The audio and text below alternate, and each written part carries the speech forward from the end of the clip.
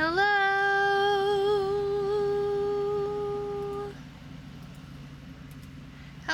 Hello everyone! How are we all doing this lovely Friday? It is here, guys! It is finally here! The new model. You will be seeing her from now on. She is the new peer at Love Gaming.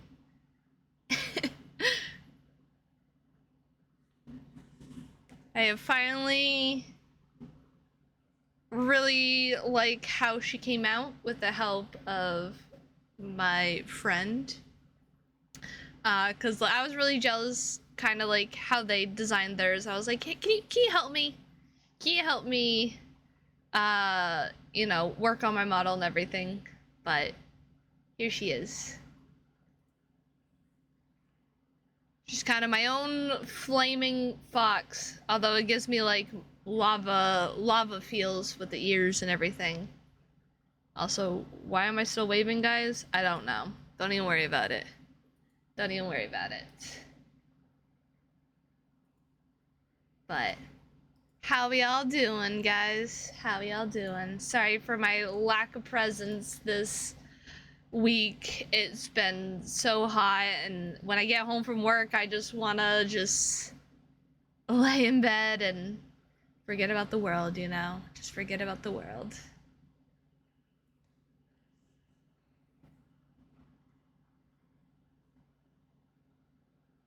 I got claws now, as you can see. I still got my little fangs. And I got hidden tattoos, guys. I got hidden tattoos because I'm a rebel. I'm a rebel. But anyway, we're spicing things up tonight with a visual novel. We all love that. The last visual novel I played was Help! I'm stuck in a yandere visual novel. And now we're playing Is It Wrong to Be Locked Up, Toyed With, and Tortured by a Hot Guy? It's not wrong at all. It's not wrong at all. Hee hee hee. Ha ha ha. Oh.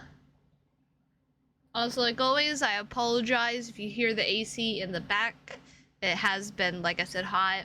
Although I'm wearing like a sweater but shorts, so don't even question me. I'm just weird that way. Just weird.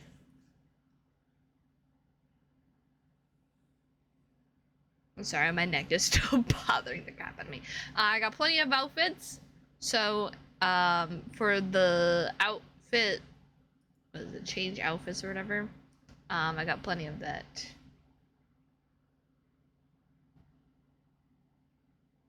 I don't think I've ever, clicking on my,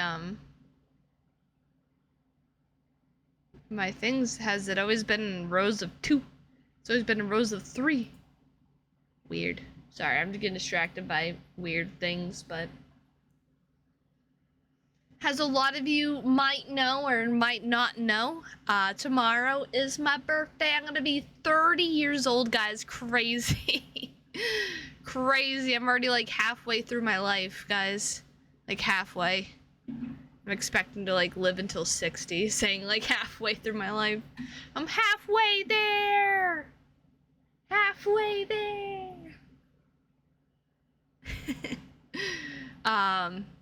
If I am to stream tomorrow, it will be a late night stream because Ryan has a lot planned apparently for tomorrow. I have nothing of what's going on.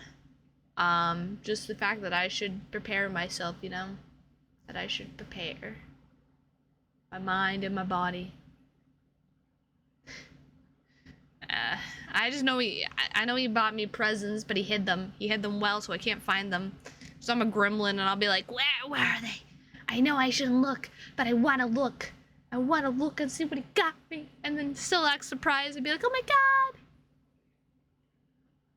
I've always been a gremlin like that. Even like Christmas, when I was still with my parents, I'd be like, alright, where'd they hide the presents?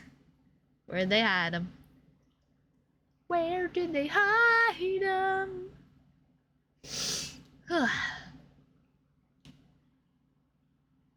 don't worry, guys. I know I have started a few games and I haven't played them in a bit.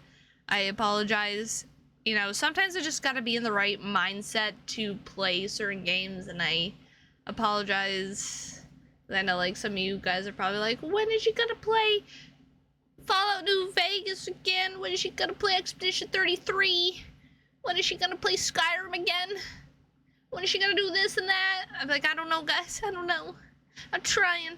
I start many games, but then brain's like, what if we play this other game? And I'm like, oh boy, I haven't started this yet. Let's play it. Let's do it. Let's do it up. The left tail just wants to do whatever the fuck it wants. It's like trying to go as far as possible. Far as possible.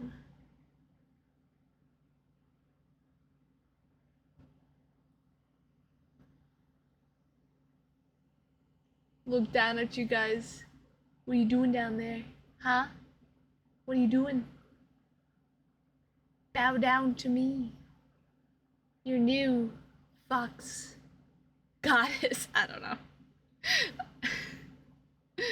I'm a weirdo. Anyway. I hope you all are having, you know, a good Friday so far. If you aren't, I hope coming here gives you the bestest of vibes. Like I said, we are changing it up a little bit tonight by playing a visual novel. I do play visual novels here and there. This was on, what was it called? Like, Ichio, I don't know. That website with weird ass games. That's where I got this. Plus another one, which I'm eventually gonna play. Fuck, what is it called? It's like, it's a LBGT visual novel as well. I believe this one is too, but I honestly don't know. I'd rather be on the safe side if there is any kind of like things like that. And also 18 plus, because it didn't give this a mature rating, but I don't trust anything, to be honest.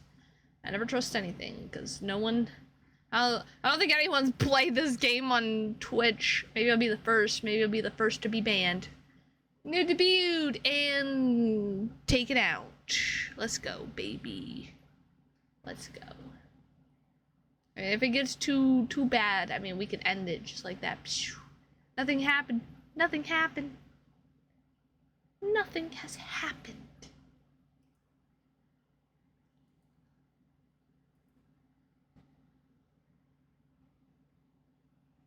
I clicked the wrong thing, guys. Uh-oh.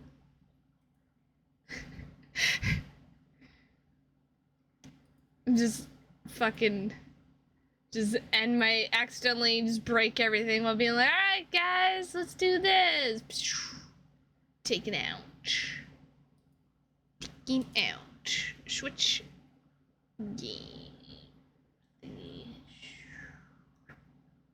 I was over on the bench. I was over on the bench. She was over on the bench. She was over on the bench. You know, I never did test like head pads and stuff with this new model. I'm just gonna give myself some head pads real quick. I mean, it goes through my ears. I mean, that's expected. I probably need to like change it. I got a lot of changes to do because honestly, I didn't even think about my redeem things when I did it.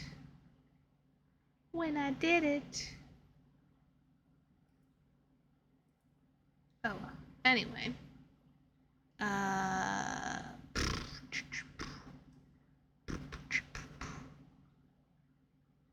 Whoa, shit, dog.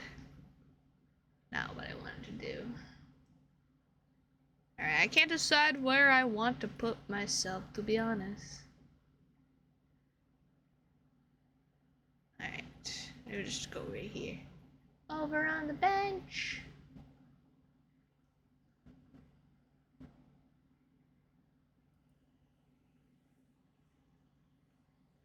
My goodness, my neck is freaking killing me.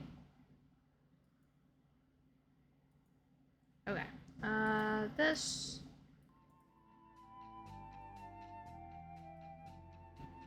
Also, you guys will have to tell me how sounds are. Cause it, oh my god. The music, ah!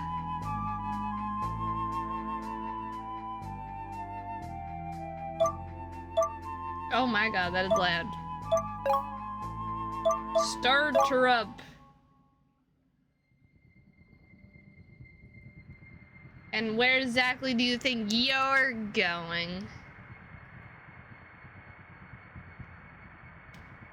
Didn't I already tell you that you can't run away from me? You can struggle if you like, but it's pointless. You belong to me, my cute little kitten. And I'm never gonna let you go.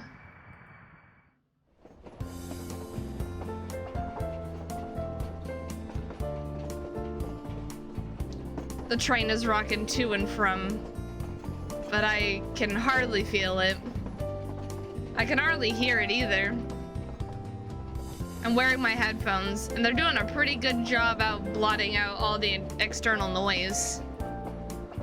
These headphones might be pretty old. They're not even wireless, but I'm pretty fond of them. I've had them for a few years, and they've seen me through a lot of my phases. First, I was really into prog rock, and then I got into metal for a bit, and now I'm all about voice actors, you know? I just can't get enough.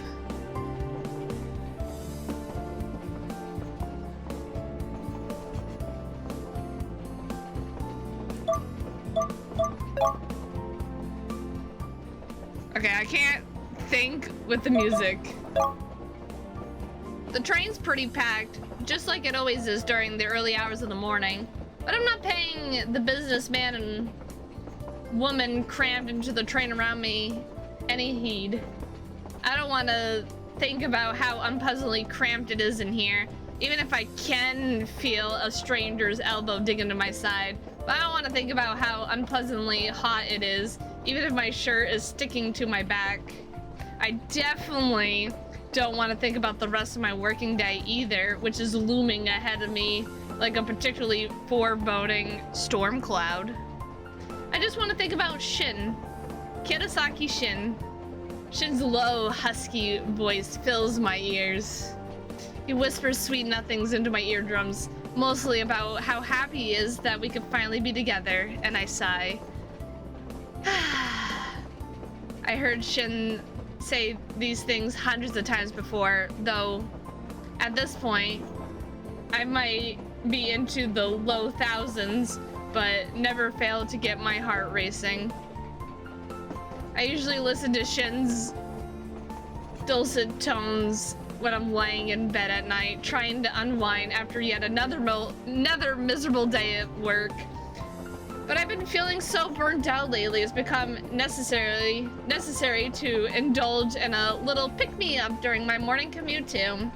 Most people out there opt for coffee to wake them up, and maybe natto for those among us who hate themselves. I'm not gonna judge, but not me. I don't really care for coffee, and less said about natto the better.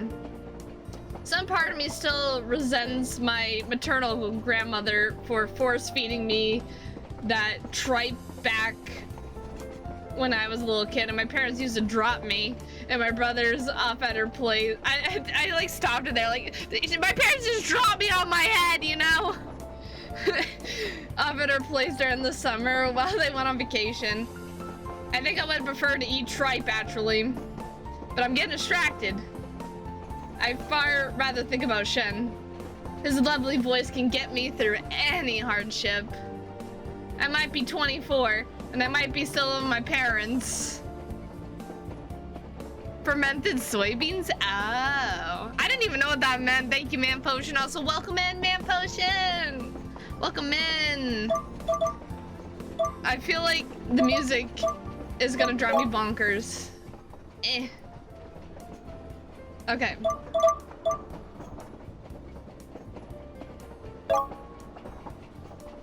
Ugh. Ow. I smacked my fucking wrist. How are you this evening, Man Potion? I might be working a job I hate, and I might have no girlfriend. Not that I've ever really wanted one.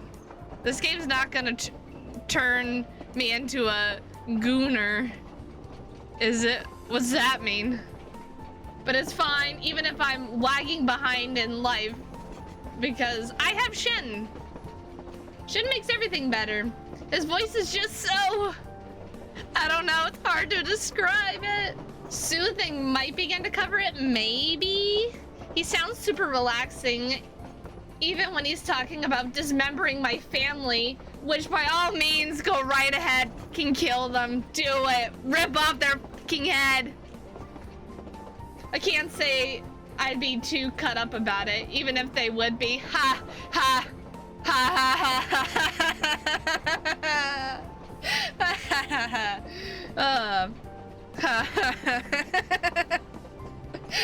Oh my god. Haruto and Rin deserve to suffer for all the shit they put me through all these years. I got pent up rage this character. I might feel a bit bad for Erika, Haruto's wife, and Satsuki, Rin's fiance, though. They're both pretty nice, and I don't want either of them to be riveted. Especially not Erika, who has 2 kids. Yeah, I don't want to kill someone who has 2 kids. That's crazy.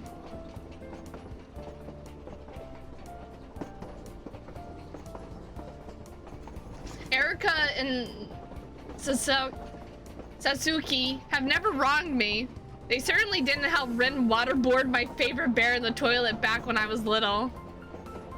But whatever. Shin's voice is soothing. Yeah, because it's all low and soft, but there's also a note of danger to it. Listening to him is relaxing, but also has a way of making shivers go down my spine. I think his voice is sexy. I mean, who doesn't?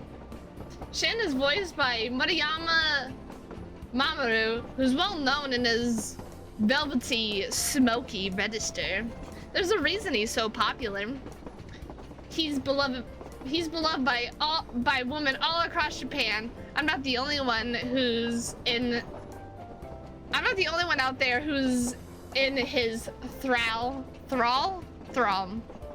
I feel like I'm playing with fire though, listening to this guy whose voice is the oral equivalent of a good hand job on a crowded train. But I'm oh my god, I'm having a stroke, guys. I'm banking on the fact that there's so many people around, it'll stop me from getting too hot and bothered.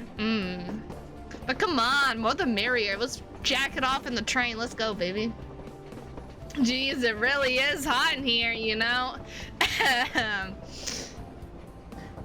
We're only in the early flush of spring. It's like mid-April, but there's so many bodies crammed into this train that the air's unpleasantly muggy. The train shifts and I shift with it, as does a crush of bodies around me. Somebody steps on my foot. Another one bunks me in the side of their briefcase. It hurts, but I try to ignore it. I tune them all out, just listening to Shin's voice.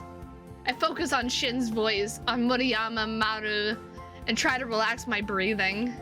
I want to cool down. I need to calm down, but... just... Koyasu, our next station is Koyasu. Please ensure that you all have your luggage with you before disembarking from the train. The announcement, which comes over the tannoy, intrudes on my private Shin time. How unfair. The train slows to a halt. People around me begin to move. Men and women retrieve their briefcases, and crying babies are pressed against the chests of weary mothers. The doors open with a whir. People start to leave in a hot, sweaty crush of bodies. There are so many people, it's pretty uncomfortable. Somebody bumps into me. I shift to one side, cursing, and then... shit. It happens. Oh god, I came in my pants. I got that now.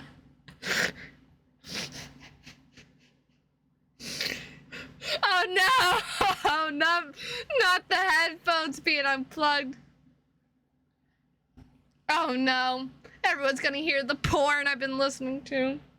My headphone jack comes unplugged from my phone in the scrum, and then everybody in the train can hear it. Oh no, guys. Shin's voice. Just like, come here. Just, oh.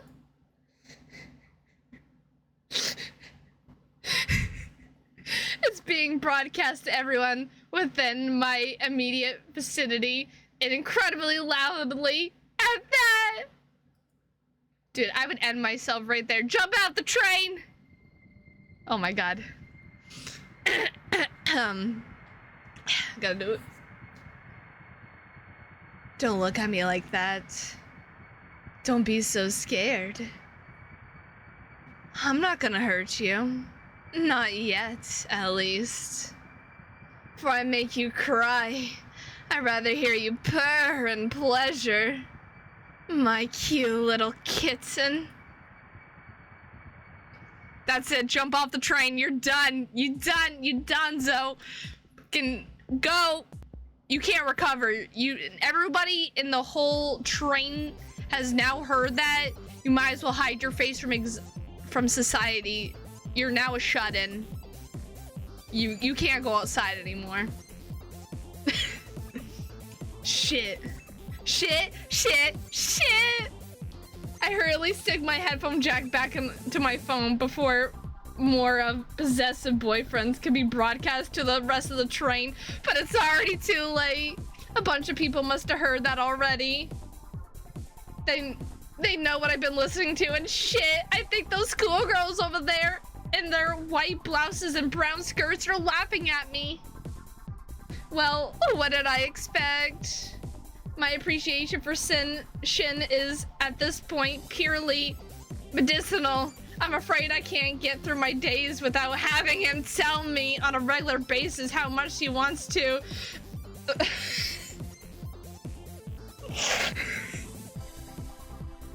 Oh my god, guys, what did we get ourselves into?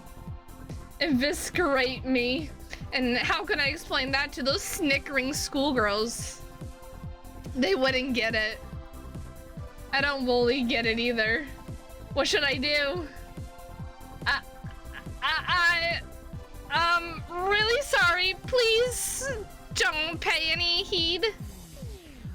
Oh my gosh, is he apologizing to us?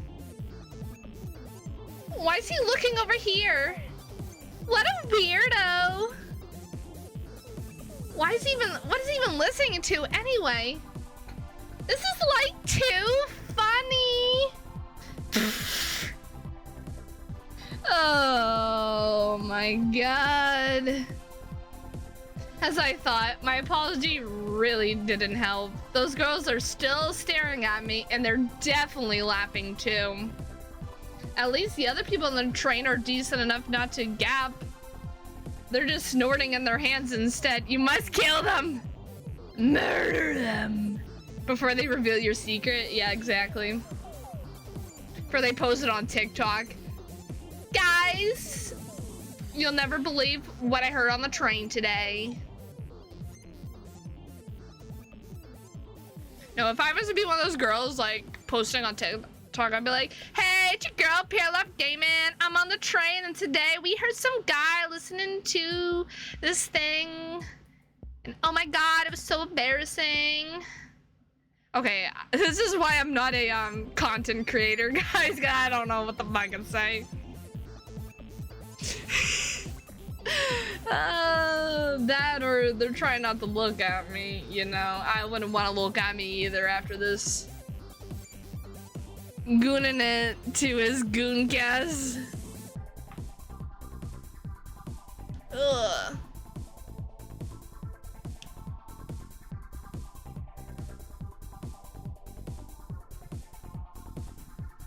Ugh. Sorry, my head hurts. Does everyone think I'm some sort of pervert now? I mean, sir, what do you expect? What the fuck do you expect? I guess that'd be a fair assumption, but I swear I'm not a pervert. I really do wish Shin was real. I wish he'd stick a knife right through my throat so I'd bleed to death, and then I'd have to deal with... Then I'd never have to deal with all these judgmental stares again. I wish. Oh god, he's wishing, guys. It's gonna come true. I'm gonna come home and stab right in the neck. Hey, don't worry too much. You don't need to apologize either. It's not like you meant for that to happen. And anyway, I think you've got pretty good taste. My cute little kitten. Oh my god, did I hear that? Did I hear that right just now? I'm not going crazy, am I? I swear, somebody just said something incredibly embarrassing, but who and why? Why? Were they mocking me? I glanced about the train and then... Oh my god, he's smoking hot! Oh. I see him. I don't get to see him for all that long. He's turning already. About to step off the train, but the brief glimpse of him, I see a fairly promising...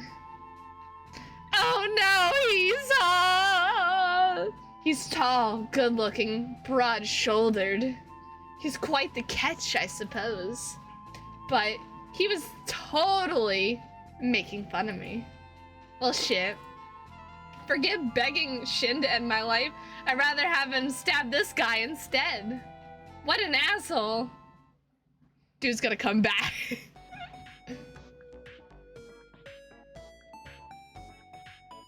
My meeting with that guy, however brief, leaves me in a bad mood for the rest of the day. And the day after that, and the day after that, and the day after that, I'm fucking pissed. I can't get him out of my head. It's more than a little infuriating. If he'd given me the old side eye, like the other passengers on the train, I think I would have been able to accept it. Heck, I even would have accepted it if he had laughed at me, no matter how much that would have made my pride sting. It'd be perfectly understandable reaction in the face of my fondness of Kiyosaki Shin. That guy didn't laugh at me though. Not openly, at least. Instead, he smiled in this knowing, superior way that was actually incredibly annoying, and then he called me... Ugh. Thinking about what he called me is enough to make me shudder. Little kitten, he said, little kitten! It's one thing when Moriyama Maru says it, all low and sexy like in my ear, but it's quite another when a complete stranger does. I can't say I appreciate it very much. I didn't appreciate it at all, in fact.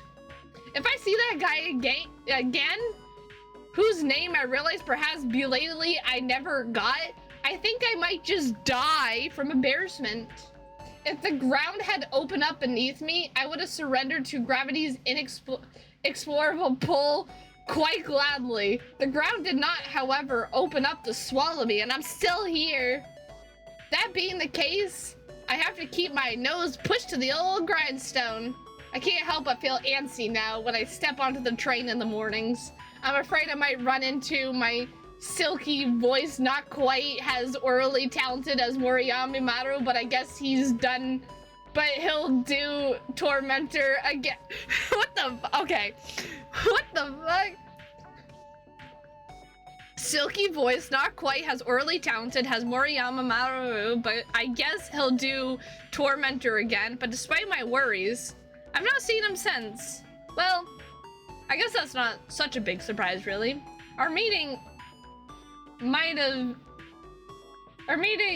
have been a one-off. There's no point pondering what he meant by his parting words. No point pondering if they ever meant anything at all. I'm getting myself worked up for no reason. I just need to forget him. I need to relax more. I need Shin. Ah, jeez. I think I need to... Who's me? Jesus fucking Christ. I think I need to listen to Shin's volume of possessive boyfriends about 50 more times. When all else fails, that always cheers me up and gets me horny. Just, Am I almost...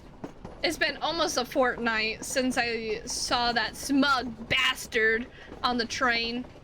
And I was thinking, or hoping rather, that would be the last. The train's always crammed when I'm commuting to work. And though I made an idiot out of myself, I doubt many people, if any, would remember it. Or if they did remember it, would remember the face of the ambash perpetrator, aka me.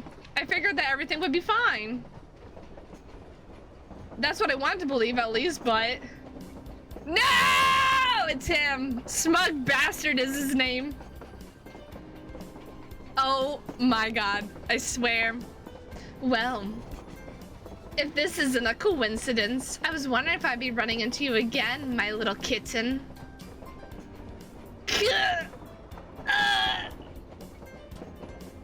Real life as it transpires isn't that easy. Sometimes I have to wonder whether I committed... Sometimes I have to wonder whether I committed some awful crime in the past and now I'm paying dividends. It doesn't help that I feel pretty rotten already on account of it being a Monday already. I mean, okay, that is not the word already. I mean, there was a word already in there, but the next word, it was morning. On account of it being a Monday morning. I've heard that there's some people out there who actually enjoy their jobs. Wow, what a wild story. But I've never been able to relate to that. My job's pretty soul draining, all things considered. I think it could only be worse if I was stuck in a customer service role in, say, a convenience store. That's something I actually did do for a while, come to think of it, when I just finished up high school. I didn't enjoy it all that much. My current job is slightly better than that, on account of the fact that I don't have to deal with quite so many jerks, but my current boss sure is doing his darnest to make up for that. I fear there is no end of the trials that exist on this earth to try my patience. And I'm ranking this guy among them.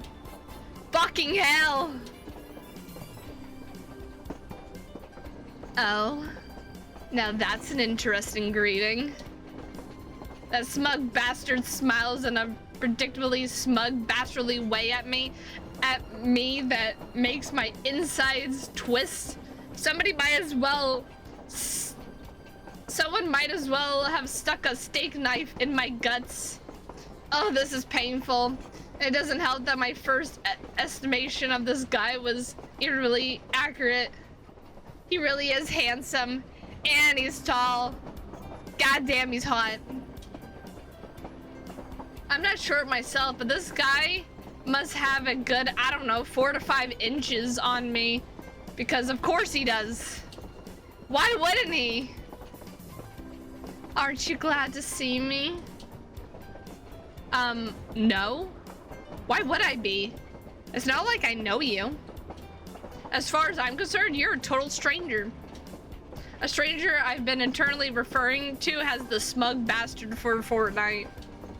Yeah, I can't say I'm overly fond of him, but he is hot. Handsome people might get gassed up a lot in the entertainment industry, but I kind of get the feeling good-looking people are more likely to be assholes than your regular guy.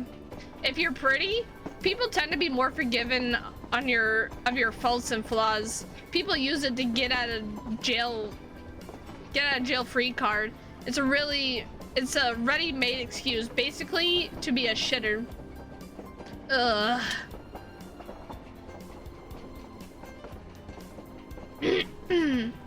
Oh yes, I suppose you're right. You made quite the striking impression when I saw you. I'll bet I did. Just kill me. But I don't suppose that I did. I'm surprised, in fact, that you even recognized me. Huh? Does this mean I could have pretended not to know him and he would have bought it? Way to go, me. I really dug my own grave here. Now he's gonna think I've been staying up all night fantasizing about him or something, which okay, maybe I have been thinking about him and about his voice, which is kind of nice, but not that much, I swear. It's not like I'm overly fascinated on him or anything.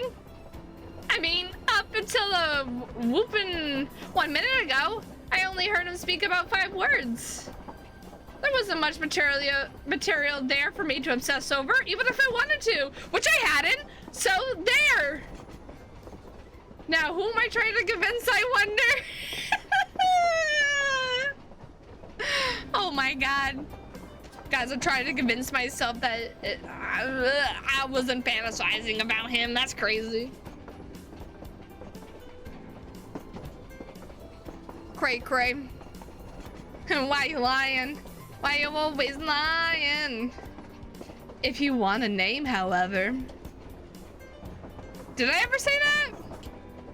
Then it's Hyuga.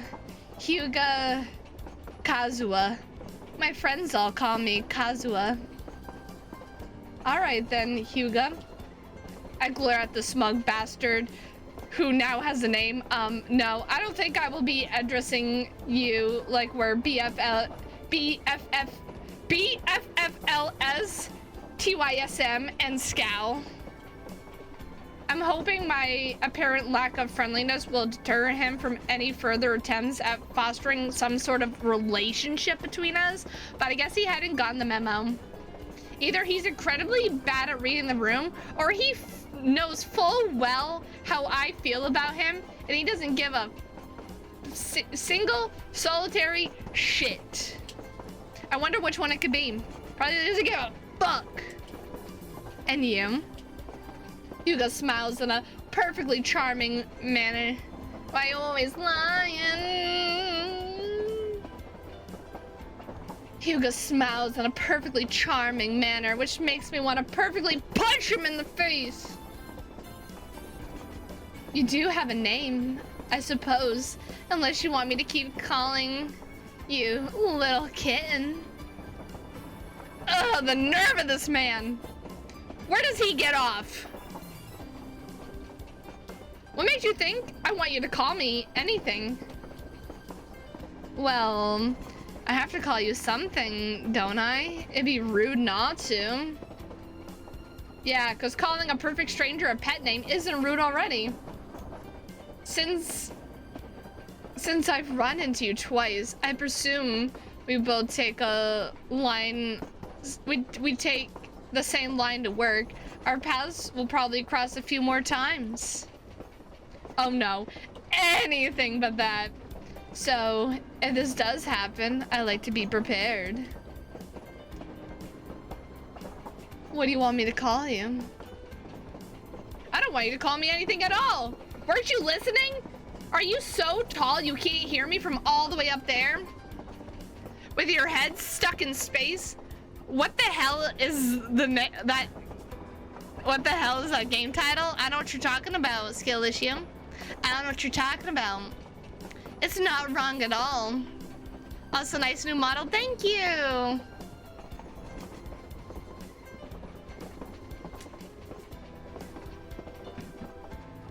We're just getting spicy up in here, you know?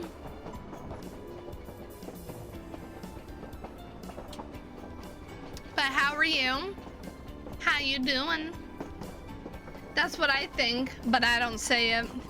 It'd be a bit too aggressive even for me. Instead, I frown. Then say, once I've worked through some of my latent anger issues. Mamiya. I beg your pardon? Mami, I said.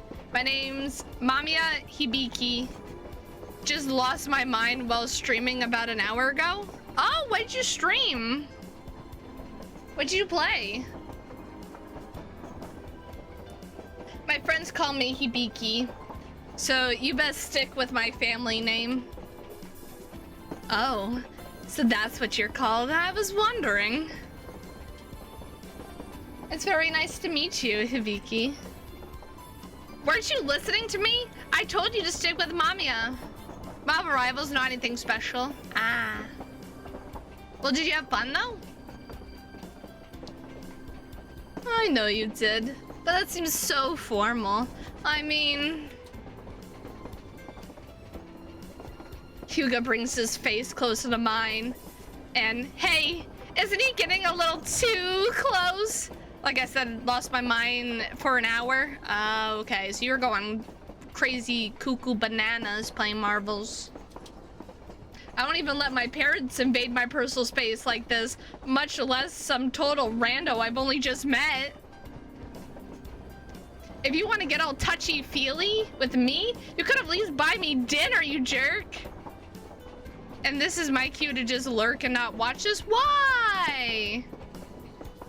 Come on, stay for the fun of train entertainment. Let my soothing voice take you to places.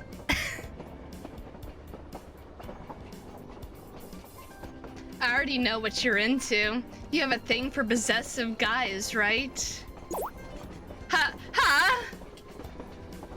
If I felt awkward before, which I did, thanks, Hugo, I feel positively ashamed now. My face is going all red. I know it is, because I can feel it burning. And I can see, too, that Hugo's smirking. Oh, yes. I'm about to start whistling. Pierre, I can lend you my voice for the tall guy if you want.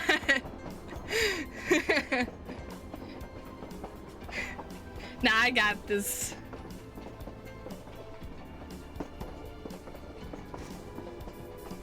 Just, yeah, nope, I'm out of here. Oh! Hold on, I got this.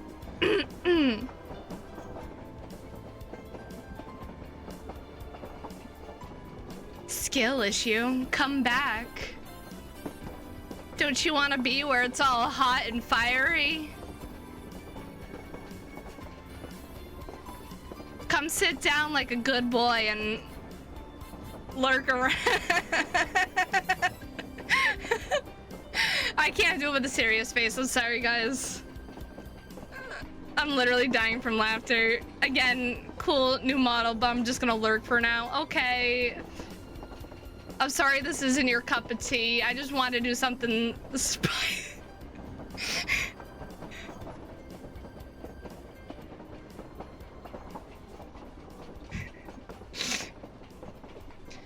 I could be possessive, like, come here, my little kitten, sit your ass down and be a good boy.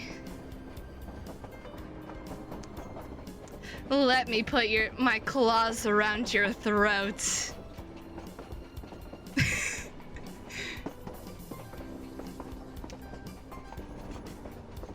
Oh my god. Insert man potion face right here to be the tall guy. Ah, yes. I read it right the first time. The upturn quirk.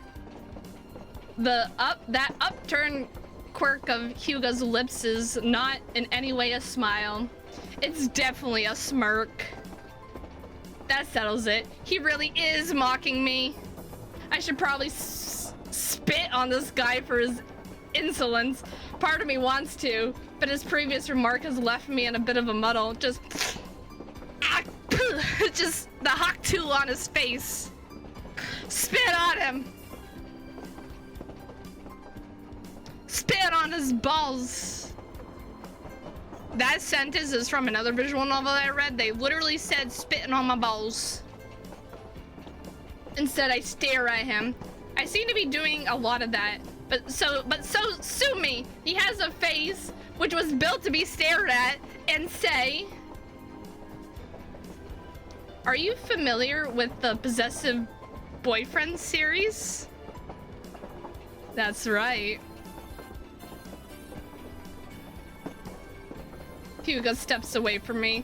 Thank fuck for that. And offers me a smile, though this one seems a little more genuine than the last offering.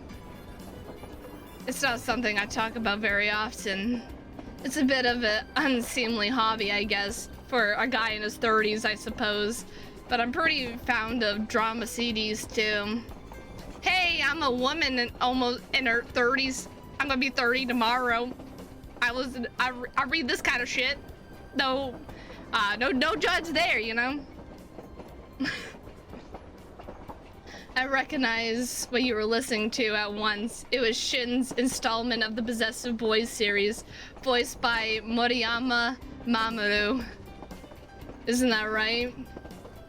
Well, yeah, if you know all that, then you must know that you're right. I pause. Wow, this is kind of surreal. I thought Possessive Boyfriends was a series whose core audience was comprised of teenage girls between the ages of 13 to 18. While Possessive Boyfriends fan base was comprised of teenage girls once upon a time, the series is actually pretty old now. The very first volume of the series was the OG Possessive Boyfriend, the homie childhood friend Atsushi, came out in 2011, I think. So yeah, it's been a while. My Best Boy Shins volume, meanwhile, came out December 2012. 2012! I was in junior high, baby. Junior high, baby. I gotta turn the AC back on, so I'm starting to get hot and sweaty. I'm joking. I can't find out about Possessive Boyfriends until way after the hype had died down and its online fandom was already dead in the water. I never thought I'd meet another Possessive Boyfriends aficionado. Not in this day and age. I never thought it'd be another guy, too. What a coinky dink. I guess it's a small world after all, you know? I'm kind of fond of Moriyama Mamoru, I guess. You are? Yeah, I think I own all the drama CDs he's acted in over the years. This stuff aimed at women like Possessive Boyfriends and the other stuff too. The BL stuff, you mean? Yeah, that's right. Sorry, I hope that doesn't sound weird. I don't think it's weird, no. Why should I? Well, I know I shouldn't be ashamed of my hobbies, really. There are worse things a person can do than Possessive Boyfriend Volume 29, the key to my fuzzy handcuffs. Exactly. There are worse things a person can do than listen to Moriyama Mamoru's sultry tones every day. It's not like I'm causing a public disturbance, except I guess for that one instance 2 weeks back when my phone got unplugged and everybody started staring at me. I think that was probably more unpleasant for me than everybody else though. Some people get their thrills from, I don't know, stalking celebrities online or strapping fireworks to cats. Don't strap fireworks to cats, guys. All I really like to do is lie on my bed and listen to Moriyama Mamoru threaten to cut me up into bloody pieces while I jack it off in the corner of my bed. Sorry, I said I was already laying in bed. That's, well, maybe it's not normal, but it's worth putting me on, but it's not worth putting me on some sort of public watch list. It's fine. We all have our foibles? Foibles? I don't even know what that fucking word was. That's why I try to tell myself at least. But if I'm being honest, I am a little embarrassed about my love for Moriyama Mamoru. He's been my favorite voice actor for about 3 years now, and I guess you could say my feelings border on obsession. It's not like I love Moriyama Mamoru himself. I've never met the guy, but his voice, it's incredible. I love it a lot, but I never actually talked about it with anyone before. Not out loud, at least. I might have mentioned it on internet forums, but I kind of get self-conscious there too, even with the benefits of anonymity.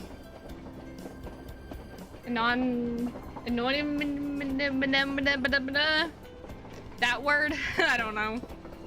I guess it's not really normal being a guy while listening well, liking to listen to other guys so much, but Hyuga, for what it's worth, doesn't seem to be judging me.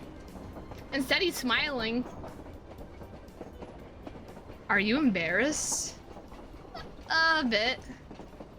Well, don't be. I don't care what you're into. The things you do in your spare time is your own business. And I can't really blame you for liking Moriyama. He's as popular as he is for a reason. I guess that's true. Moriyama Mamoru still lands rolls left and right and Cedra? Is that? I have no clue. But he debuted 15 years ago. In the early days of his career, he did a lot of drama CDs, but he wound up getting really big around the start of 2015 when he started voice acting in some super popular TV anime about swords and demons and whatever the heck. Swords and demons? Is that Demon Slayer? Holy shit. I watched a bit of that show myself, largely because of Moriyama Mamoru, but I couldn't really get into it. It was way too hot. It was way too hot-blooded for my liking. Moriyama Mamoru has been in a bunch of stuff since then, all TV, anime, for the most part, but I'm not too interested. I like more of his early days when he was doing voice dramas. He's great as Leo and Fatal Attraction, but I also love his Hibari and Midnight Moon. But Shin from Possessive Boyfriends has them all beat. Oh, what I wouldn't give to be locked up in a cage by Shin. At least I wouldn't have to worry about commuting to work then. Yep, that solves my problem. Locked in a cage, don't have to work. But, what about you? If you know all this stuff about drama CDs, then you must know a bit about it too. Well, just a bit. I never really meant to get into this voice actor stuff, actually. It mostly happened because of my sister. You have a sister? Her name's Kazusa. Kazusa.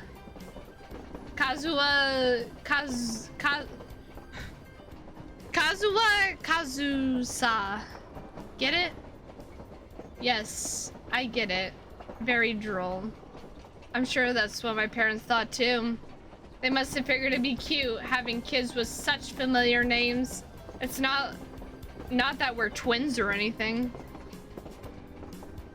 Kazuha is actually 6 years younger than I am. Oh, right. I have siblings too, but no sisters. I'm the youngest of 2 brothers. Yeah, what's that like? Awful. I pull a face. I'd rather not talk about it, actually. Even though I was the one who brought it up. I'm not sure why. I didn't intend to get pulled up into a conversation with Hyuga. I actually wanted him to leave me alone, but he's more amicable than I first gave him credit for. I was determined to hate him, but I can't do that now. Not when he knows who Moriyama Mamoru is, especially not when he knows about Kidasaki Shin.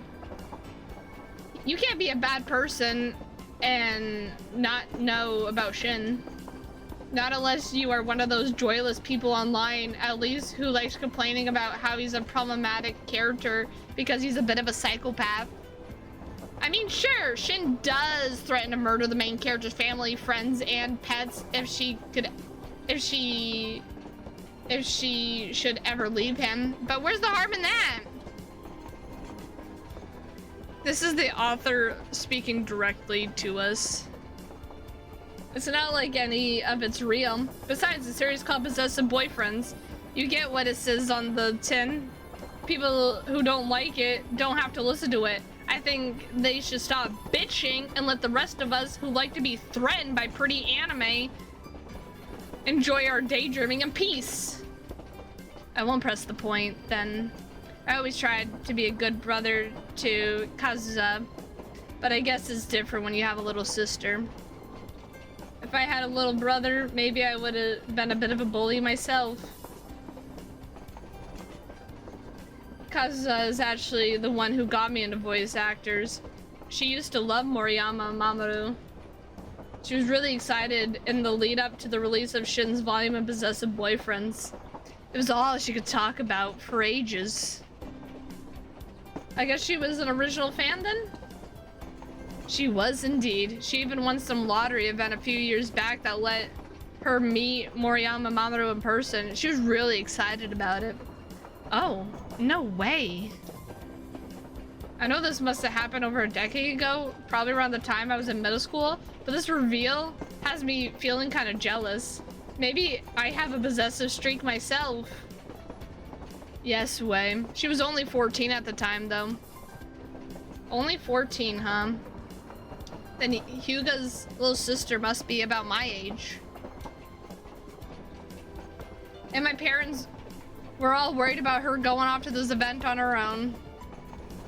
They asked me to tag along with her to keep an eye on things, and well, I didn't think much about it at the time, but going to the event in person was surprisingly fun. I was prepared to roll my eyes throughout the whole thing. I wasn't the oldest person there, but I was one of the only guys, but the atmosphere was pretty electric. These women were all besides themselves and thought of seeing Moriyama.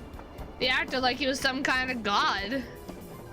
I got to see the guy myself when Kazuha was getting her CD autographed, and I didn't think too much of him. He seemed pretty ordinary from where I was standing, but then I heard him talking and yeah. His voice is pretty nice, I'll give him that. After that, I got curious and wound up asking Kazuha if I could listen to a few of her drama CDs, and then I guess I got hooked myself. I listened to all the Possessive Boyfriends in one night, all the volumes that were out, at least, but please don't hate me for this. Shin wasn't actually my favorite. He wasn't? What the heck is up with that? Who doesn't like Shin? Okay, I know a lot of people don't like Shin, but I'd hope Hyuga would have had good taste at least. No, he wasn't actually. But don't get me wrong, I think Moriyama's a great voice actor. His work's incredible. It's just not for me. I don't tend to go in for characters who are quite so stabby. Well, that figures. Of course Hyuga wouldn't like Kidosaki Shin. Being locked up in a cage probably wouldn't make his precious being locked in a cage would probably make his precious masculinity feel threatened. How pathetic. I can only roll my eyes so much. I wouldn't mind having a discussion about my favorite character possessive boyfriends. I could go pretty in depth, in fact, but alas. Yes, he actually says alas. Who does he think he is? Hikaru Genji? We'll be at my stop soon. I need to call things here, or I'll be talking about possessive boyfriends from now until New Year's. But before I go, do you want my number? You're being serious? Well, why not? It's not every day I can speak to a fellow possessive boyfriends fan. What about your sister? She isn't into that stuff anymore. She gave me her whole collection of drama CDs before she went to university. Said she was too old for it. I don't think anybody's too old personally to enjoy their hobbies, but to each their own. Hyuga shrugs and smiles. What the fuck? It's a bit sad that my sister doesn't want to talk to me about her favorite VAs anymore. But you could always fill that gap if you'd be down for it, that is. I think it'd be fun. Well, I wasn't very happy about running into Hyuga again, but I guess our second meeting wasn't too unbearable. It's been fun actually to find somebody else in the wild who actually knows about possessive boyfriends. I'm coming over all fluttery here. If I was a girl, I'd probably swoon. But if you want my number, I guess it's fine. I fish out my phone while I speak, as does Hyuga. We exchange our numbers, then Hyuga turns once the train pulls into a stop.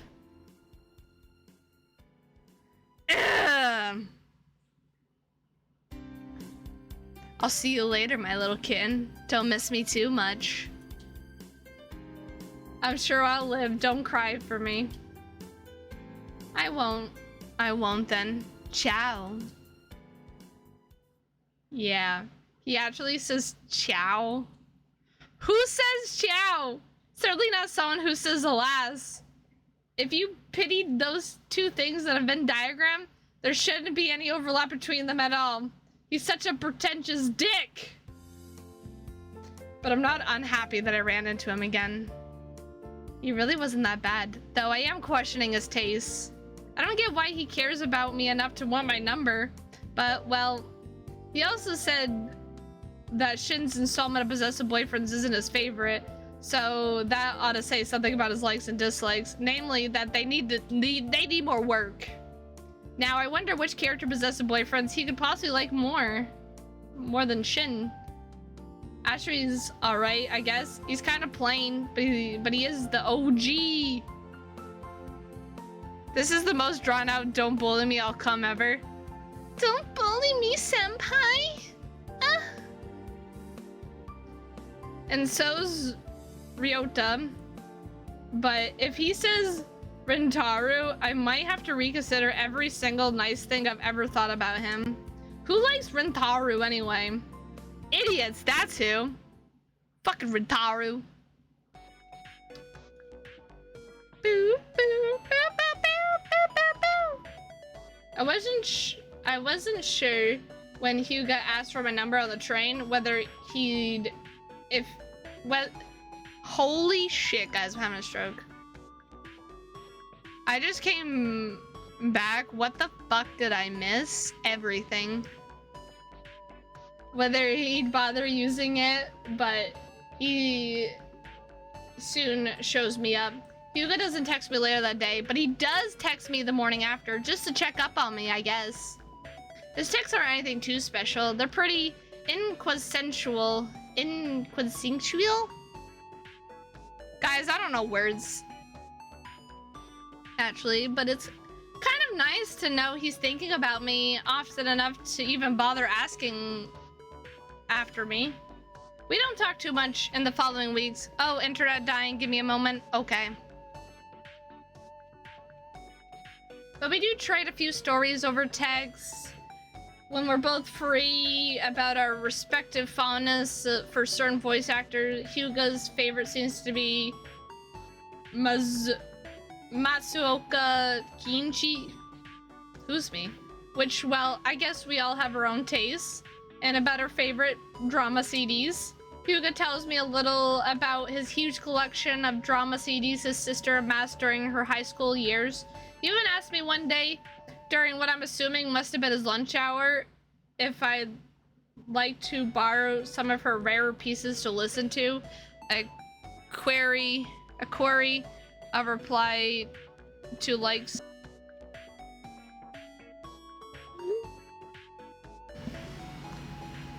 I don't know about that.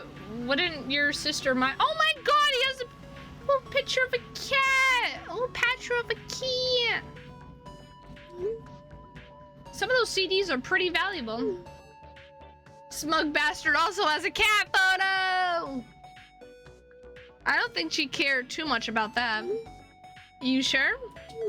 Positive. I already told you that she's moved on from drama CDs. She gave me her collection, so it's mine now, and I like to share it with you. You seem pretty responsible. When you first met me, I made a total idiot out of myself. I live the internet going kaboom. Internet go boom. I'm kind of clumsy, in case you hadn't realized. Good point. I hadn't thought about that. You wouldn't be my cute kitten if you weren't a bit clumsy, though. And this game is still rather odd. We haven't even gotten the juicy parts. I haven't even read this before. I'm just assuming there's probably gonna be some juicy parts, you know? Hey, whoever said I was your cute kitten? Isn't that what Shin always says? I thought you'd be into it. And that alone has scared me off. No! Come back. Come back. Come back, I'll hold your hand. Be a good little boy. Be a good boy. Let me hold your hand.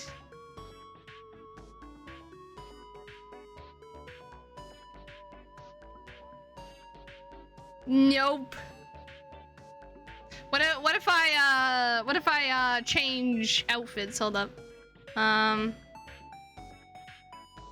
Let's see. What do we got for outfits? What do we got for outfits here, you know? Like, we can do this one.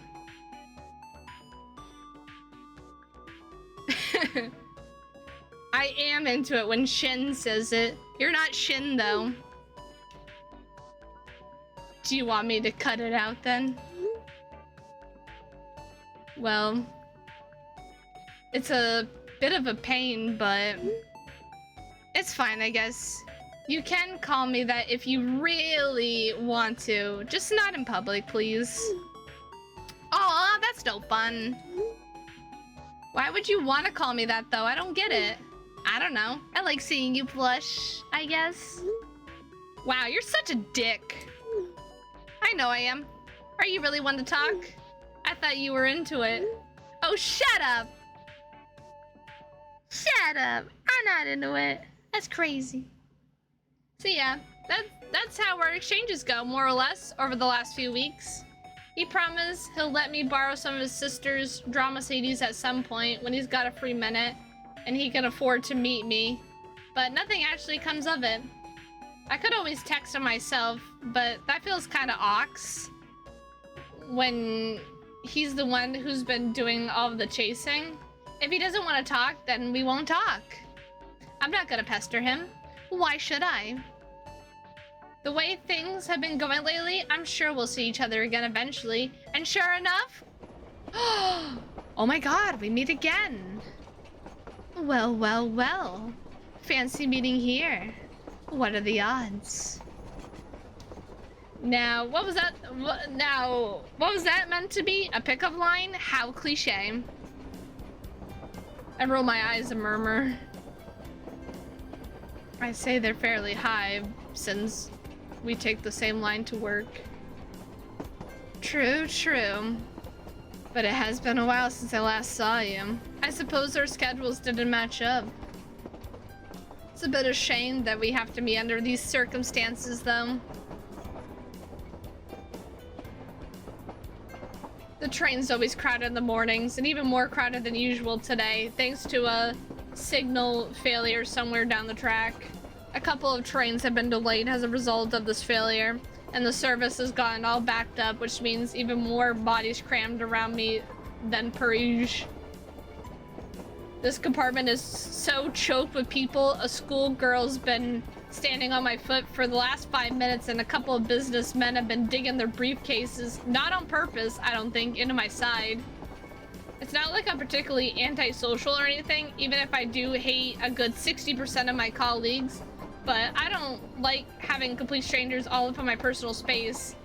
I'd have a mind to tell this girl to get off of me, but I don't think she's doing it maliciously. And anyway, there were so many people. Oh my god. Ah! Ah! Ow!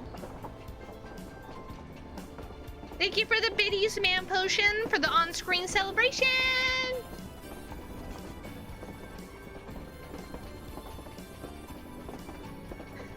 There isn't much else she can feasibly go. I don't want to make her feel uncomfortable, so I guess I'll put up with it. I'm surprised that Hugo was able to get on the train at all, given it's so crowded and he's headstrong enough, i.e. inconsiderate enough not to care, I guess, about inconveniencing people. I watched him force his way through a throng of people entering and exiting the train to get in here. Watched him, too, wending his way through the crowd and wind up right next to yours truly. He went to quite a lot of effort to stand next to me. His hair, which usually looks so perfect, is rumpled for once, and his lapels crooked. Seeing the usual infallible Hyuga Kazuha looking worse for wear is a bit of a power trip. Not that it lasts very long. I can't imagine I look much better than he does. The crowd today really are something. I was afraid I was going to be late for work. I had to let 2 trains go by already. They were so full. Oh? That's news to me. I figured you just muscle your way in regardless of everybody else. Do you really think I would? Hyuga pouts. Oh, Hibiki, you wound me. I had no idea you thought I was that callous. I'm not a monster. Not unless you want me to be. And what's that supposed to mean, huh? Oh, I think you know. Listen, I can't back up. There's people with briefcase against my side and a schoolgirl's foot on my foot. I can't move. If you press any closer to me, well, I'm already hot and bothered. I don't know what I'll do. Hugo leans in. Not that he needs to lean very far, given how closely packed our bodies are already. He whispers hotly in the shell of my ear. Don't play dumb with me, my little kitten. I knew it was coming, of course. I've been my little kitten by Hyuga more times than I care to count this last month, but my face still heats up regardless. Bro's gonna make me come in the train. It's like clockwork. Really, though. Hyuga draws away from me and then sighs. It would be nice if we could talk under slightly more accommodating circumstances. Accommodating? I raise an eyebrow. Are you trying to ask me out or something? I want to get out of this train, certainly. It's awful in here. Whew! He does that question pretty smoothly. Sir, what is this little pout face here, sir? Sir, what is that little pout face? I wonder if he's used to fielding off invites for dates from his colleagues. It doesn't seem too unlikely, given how good looking he is. I bet lots of people are interested. Not that I am. I'm not interested at all. Nah. I'm not disappointed he didn't reply to me properly. Not one bit. I'm not offended. I'm as cool as a cucumber. Me. A cucumber that's been left out on the kitchen counter for a week, maybe in the summer heat to go all mushy. Sorry, you should have just stopped at cool cucumber. But no, you had to be like, no, I'm a cucumber that's been sitting out in the hot heat and mushy wushy. So, Hyuga, I think there's something I think there's something you still have to tell me. About what? About possessive boyfriends, of course. I mean, duh. You told me the last time I saw you that Shin wasn't your favorite character, but you haven't told me who is. Ah, so that's what you meant. Has it been playing on your mind? Not really. It's not like I care all that much, though. If you say your favorite character is Rentaru, I might have to reconsider ever speaking to you. Ouch, that's harsh. What's wrong with Rentaru, huh? Most people would consider him superior to Shin, given he never locks the main character in a cage. Most people would think that, yeah, but most people are fucking idiots. Sure, Shin locks you up in a cage, but he has abandonment issues. His dad left when he was still a kid and his mother was too busy working to pay him any attention. That's why he locks you in a cage. It all makes perfect sense. He has abandonment issues. Rentaru's just a fucking idiot.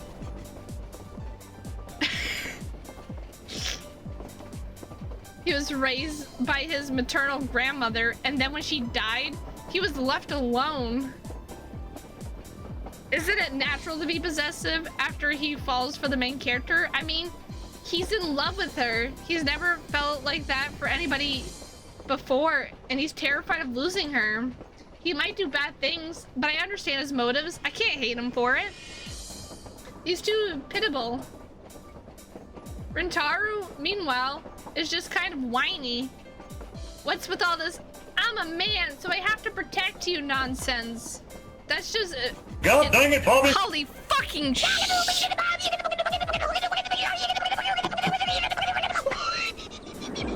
Oh my god!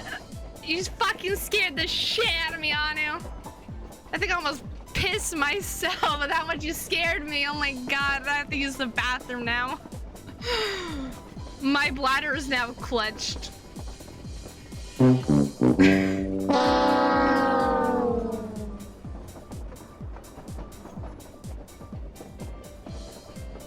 Ooh, you're a little over half. Let's see what I am.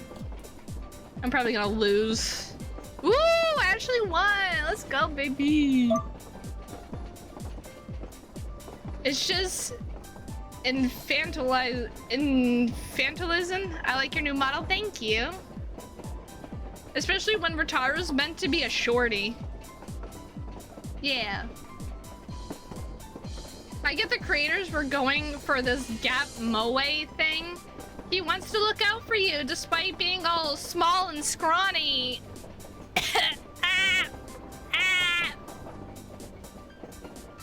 Anu's getting me wet for this visual novel.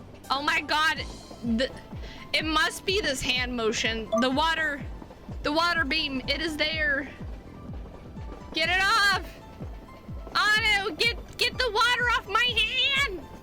Get it off! I'm being... Gotta break her in. Yeah, clearly though. Where did the water go? We got rid of it? Thank God. Thank fucking God. I was about to scream. Ba-dong. Yeah, it's just annoying. But geez, just back up, why don't you? Ow! Anu, I swear to God, if you break my model already, I'm gonna break you. I'm gonna lean in close. I'm gonna grab you by the scruff, ow, of your hair. With my claws on it, with my goddamn claws in my hand. I am going to pull you closer. I'm gonna make you beg to stay alive. If you break my model, you will have to beg on your goddamn knees to not die from my claws and my fangs. I will tear you apart. No!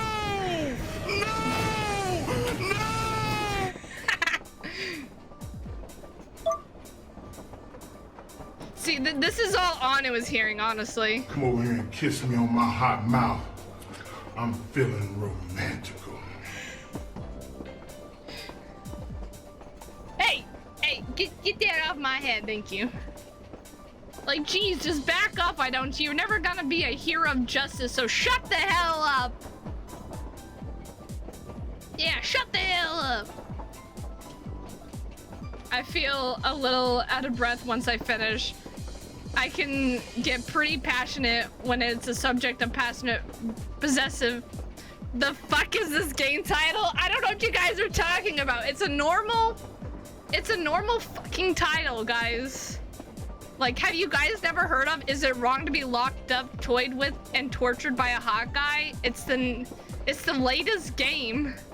I mean, relatable, but still, that's how I'm feeling. I'm like, it's not wrong, guys. It's not wrong. Like, come on, baby. Torture me.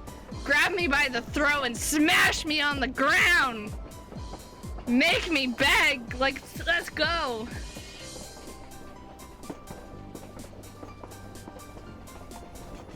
This is what the Gen Alphas call a thirst trap. Yeah, let's go! Let's go! Yeah, I get pretty passionate with the subject of possessive boyfriends come up, which seems to surprise Hugo. He raises one eyebrow, then whistles. I knew you had a thing for Shin, but I didn't know you liked him as much as well. I didn't know you liked him as much as all that. Yes, I do like him that much. He's my favorite for a reason. I want him to put me in a goddamn cage and call me his little kitten. He's easily has the most depth of all the characters in the series, and I'm not just saying that because he threatens to kill people. I don't understand how anybody can hate him. I was not looking at the screen. I thought you said I didn't know you had a thing for Shin for a second.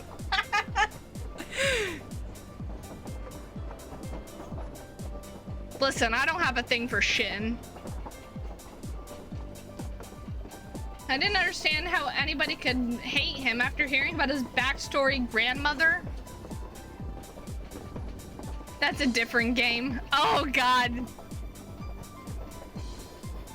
His past sad and all, but I guess the whole threatening to cut your legs off thing tends to deter most people. Most people are babies. Most people just want their, you know, main protagonists to be like, yippee, we're gonna hold hands, yay. Listen, torture's fine. Shitting on me is not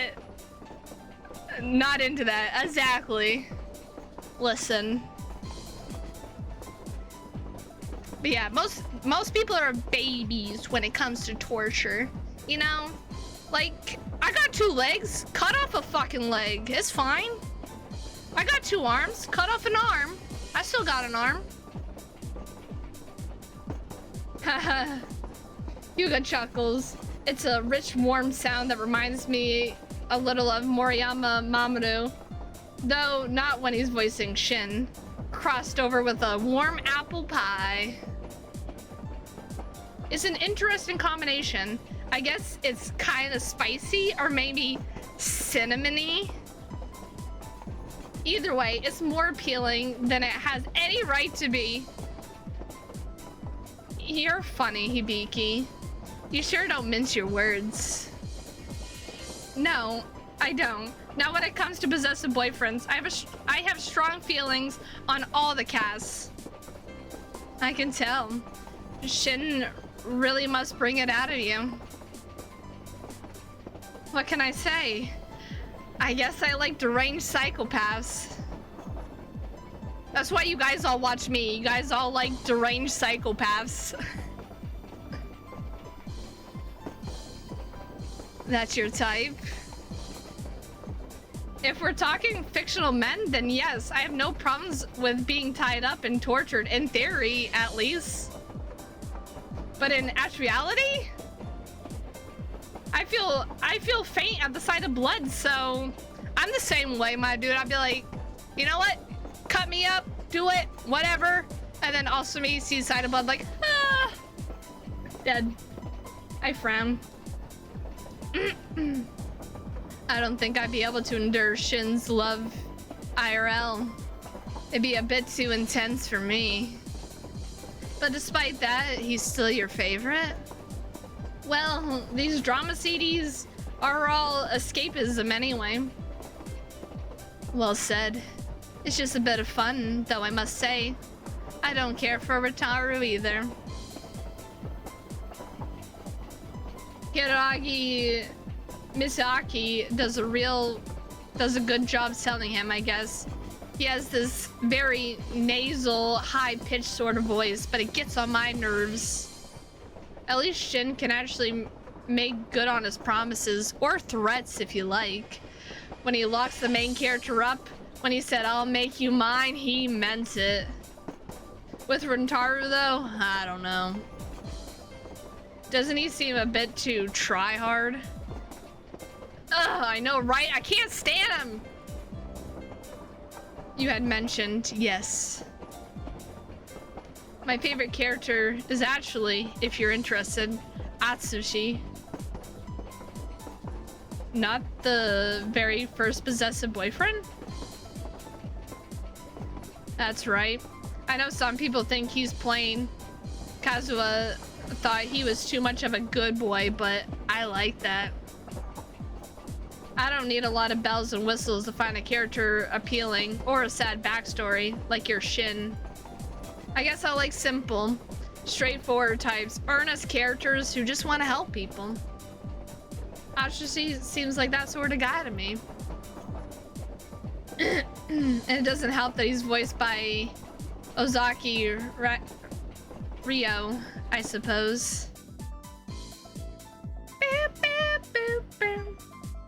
Nakagawa Atsushi, the very first possessive boyfriend of the lot, is, like Hyuga said, quite a straightforward character. He doesn't fancy himself as some sort of knight errant like Rentaro, and he isn't a psychopath like Shin. He's your 10-penny childhood friend sort, a well-meaning guy who's known the main character since he was a little kid, and he's always had a crush on her for years, but he's always been too cowardly to confess. His drama CD takes place pretty predictably in a classroom in school after the final bell rung and the rest of the class have dispersed. The main character, who in this scenario has been getting bullied by her classmates, has been forced to stay behind to manage all the cleaning up while everybody else hightails it to, I don't know, go to karaoke or something. Whatever the kids do nowadays, you know? Karaoke. I can't remember all the exact details. It's been a while since I've listened to Atsushi's CD. But anyway, Atsushi, who's in a different class to the main character, shows up while she's in the middle of wiping down some windows, and he offers to help her. He talks to her while they work, and he eventually wheedles out the truth from her, namely that she's being bullied. Atsushi, who up until this point has been very quiet and reserved, gets upset and his voice veers into "I'm not sure if I should cry or shout" territory. It's pretty convincing. Ozaki Ryu,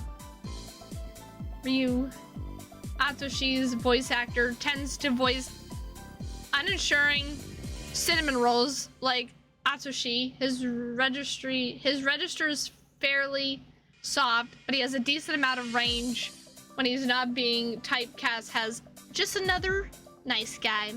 His voice isn't deep like Moriyama Maru's, and I don't think he's been able to master creepy or ice cold, but he can do a decent "I don't care about you so much it's hurting me." Oh, I care about you so much it's hurting me. He sounds very sincere. Atsushi tells the main character that he feels sorry for all that's been happening to her, and what's more, he's sorry he didn't notice sooner. "I thought there was something off for a while now," Atsushi says, "but I didn't want to pry. I thought if it was anything serious, you'd tell me, but I think it took you so long. You say that you don't want to bother me, but I'm your best friend. I don't mind being bothered by all these things. In fact, I want to be bothered by them. I want you to feel like you could tell me anything. And maybe that's hypocritical of me. There are things I haven't been telling you too, after all." Cue the confession. It's pretty cute despite being fairly standard. I think Atsushi's a little too plain personally for a possessive boyfriend. He isn't actually that possessive. He's one of those more popular characters in the series. Or was, rather, back in the day when people still gave a crap about the series. Who's me?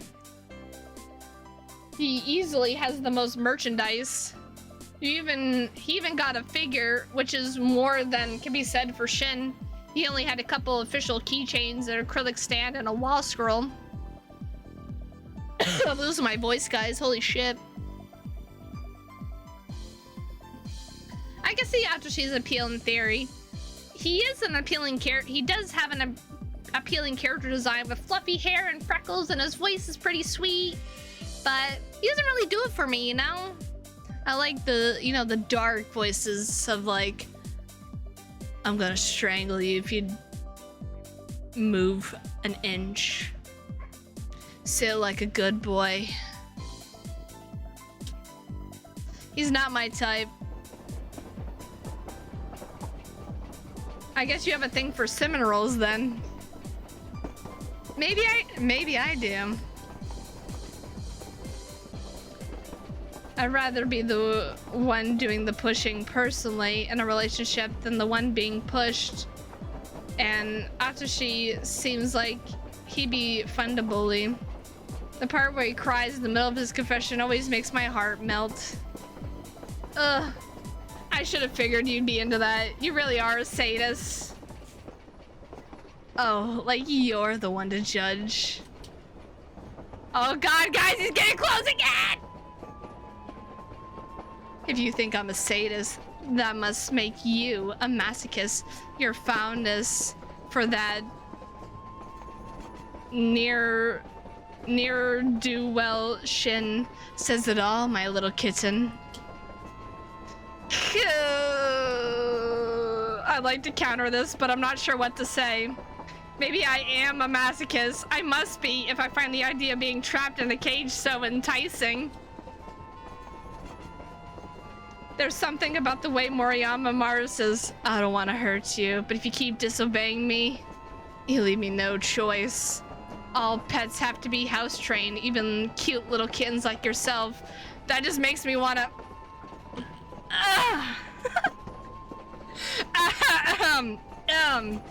Man, to get hot in here all of a sudden. Yeah, let's not go there. A little too much stimulation for my morning commute. Woo! Well,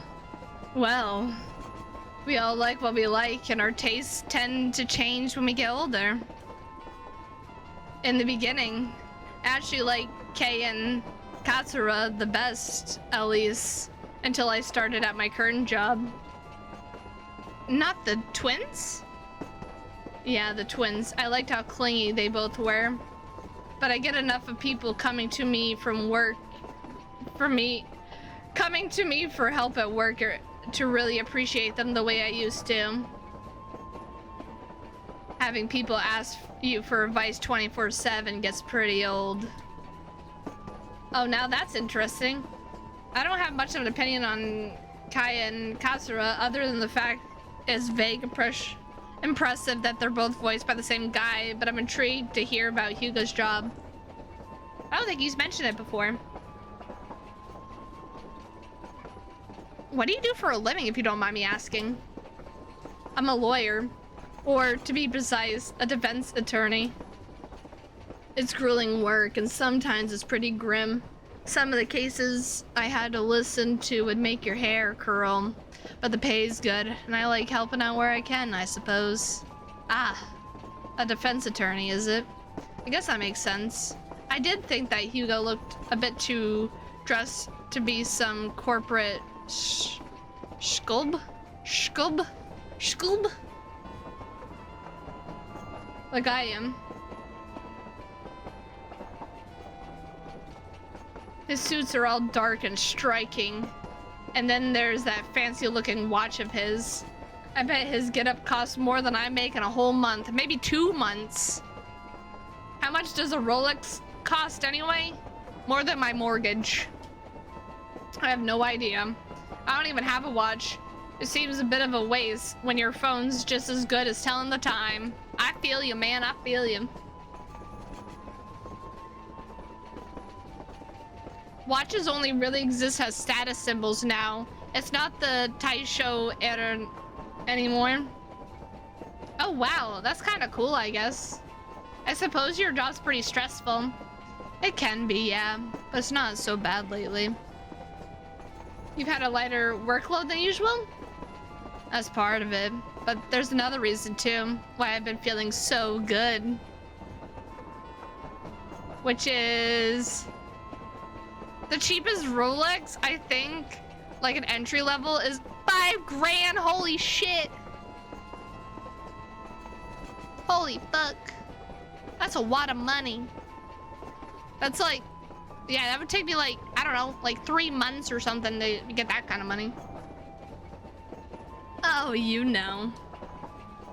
There's just this guy I met is all on the way to work. I've not talked to him all that much. but seeing him in the morning does lighten my spirits. He's a lot of fun to talk to. And he's incredibly fun to tease. I get the feeling he might prefer being tied up though. His tastes are kinda out there. You. I stare at Hugo. My face cherry red. I have half a mind to stamp on his foot, but the moment passes and I don't. I don't do anything.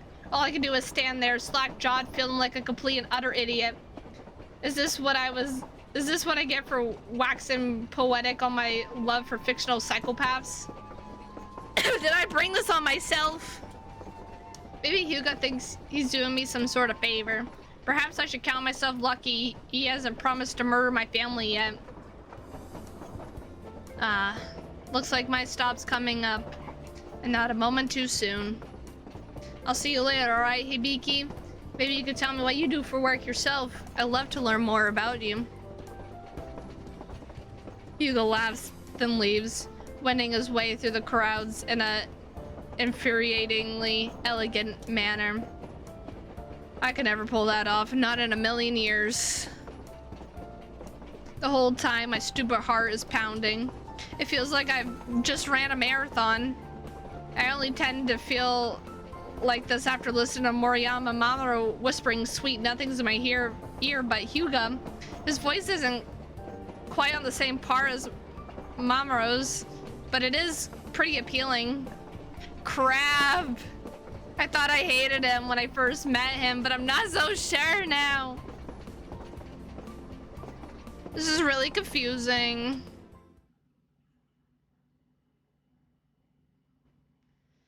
It doesn't take all that long until I see Hugo again. Our next meeting comes a little later that week. Actually, only 3 days after our last encounter. When Hugo sees me on the train, which is thankfully a little less crowded than it was during the disaster that was Monday morning, he grins, then makes a beeline over to me. We exchange pleasantries, which at this point have become a standard between us. Hey Hibiki, it's good to see you again. Yeah, whatever. Then Hugo launches into a bit of guessing game, one which was curtailed the last time we talked. So, about your job. Hugo looks me up and down, like he's some sort of apex predator sizing up a sickly gazelle. It kind of makes me feel like I'm gonna be devoured, though whether that's in a sexy way or visceral, violent, cannibalistic way, I'm not quite sure yet. I don't really know what I prefer, actually. I'm a man of varied tastes, I suppose, you know? Taking a look of how you dress, I assume you work in some sort of office. Is it that obvious? Well, yeah. I pegged you either a junior office worker, the sort who makes photocopies, I guess, and sends over faxes, or a newbie school teacher. The suit gives you that vibe, though I get the feeling you probably don't care about children very much. Not particularly. I don't have the patience for them. I thought as much based on the way you talk to me. So you're an office worker. Unfortunately, yeah.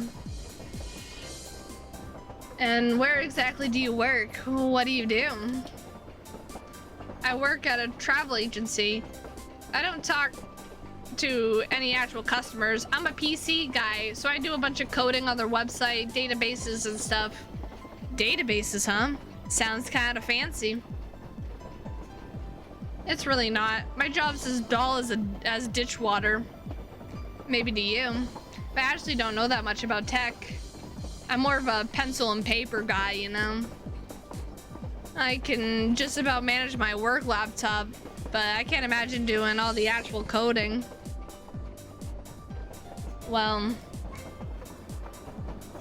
isn't it lucky that you don't need to imagine it? You get to convert with criminals all day. That sounds much more exciting. Now, don't typecast my clients, please. I don't just help criminals get away with their charges. But you do on occasions? On occasions, yeah. I've defended plenty of innocents too, though. It's all swings and roundabouts. CS la vie. You're being awfully laissez-faire about this. I don't know these words, guys. Yeah, well, I've worked my job for almost 5 years. It's getting a little stale, you know. Hugo smiles and nudges me in the side with his elbow. Anyway, why are you getting all bent out of shape about this? I would have thought you, more than anybody, would appreciate what I do for society. How do you mean? Aren't you the one? Hugo voices drops to a whisper. Presumably for my sake, I guess he doesn't want people judging me. What a sweetheart. Who has a thing for criminals? No. I nudge Hugo's hand away, scowling as I do so. Really? I think as a defense attorney, shouldn't he know not to get too handsy with near strangers? It's sexual harassment suit just waiting to happen. Not, I guess, that the police would take me seriously if I press charges. It's every man for himself out there. I might like Shin, but he's not real. I don't actually want anybody to cut me up in real life, thank you very much. Though, I don't suppose I'd shed too many tears if a kindly passing serial killer did decide to shank my manager. He's as bad as all that, huh? He's absolutely awful. I thought about stoving his head in with the printer on more than one occasion. I mean, why not? 2 birds, 1 stone and all. There's one thing I hate more than my manager. It's the old office printers, which make this awful noise when you ask them to print out anything. It's not like I'm being dismembered or anything, baka! When you ask it to print anything double-sided. Oh my god, our printer at fucking work does that too. It makes like an obnoxious noise when you try to do anything print double-side. It's like I'm like, what the fuck is happening, printer? What the fuck? What the fuck? They're a nightmare. Maybe I shouldn't be telling you this though, since you're a lawyer. Yeah, probably not. Oh, so I'll be right back, guys. I gotta pee. I'll be right back. Be good, guys. Be good. Sit down. Be good little boys and girls. Your mom will be right back. I'm just kidding. But I'll be right back, guys. I am back, guys. I'm back. I have also filled a water bottle so that I don't lose my voice as much. Try not to, at least. I mean, I have been talking for like almost 2 hours. Are you guys being entertained? Are you guys getting all hot and spicy up in here? Forget I said anything, all right? I'll be the soul of discretion. Don't worry. Your secret's safe with me. You aren't going to report me to the police? Nah. It's fairly standard for people to daydream about murdering their bosses. People who wouldn't, under other circumstances, hurt flies. Besides, I know you'd rather be murdered than get murdered than... I know you'd rather be murdered than get murdered. You're not the assertive type. Yeah, well, committing a murder sounds like too much effort. I quite agree. It's quite a nasty business, really. I'd much rather lead a quiet life. With a homie dotting sort of a guy like Atsushi. He's my ideal, yes. His tousled, mousy look is awfully endearing. And he's good at cooking. He's the whole package. You don't have a girlfriend then who cooks for you?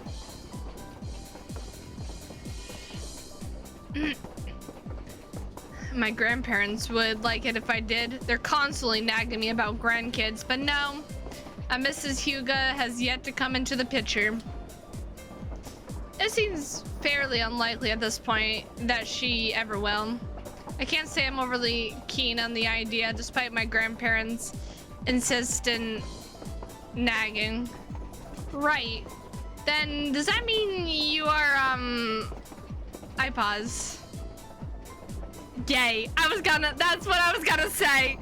And I think Huga knows I was gonna say it too, but I have to catch myself. You can't just straight up just ask someone if they're gay. That's crazy. It's a bit of a sensitive topic to bring up, even one-on-one, but we aren't alone right now. We're on a train, and though nobody's listening to us, at least I don't think they are, it never hurts to be too careful. I don't want to risk outing Huga if it's possible to out him, I guess. For all this talk about Ostracy being his type, there's no guarantee he actually likes guys. He might prefer fictional ones, kind of like how I have a thing for fictional psychopaths. I don't, and I feel like this bears repeating, actually want to be shut up in a cage. I don't want to press Huga into giving me an answer, but this has, as I soon discover, is an unnecessary concern. He winds up picking up on my aborted query regardless. You want to know if I like men?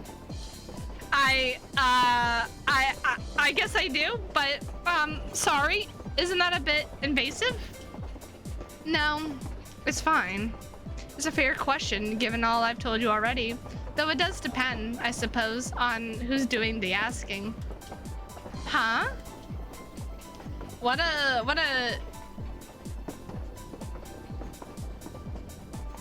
Zastric answer?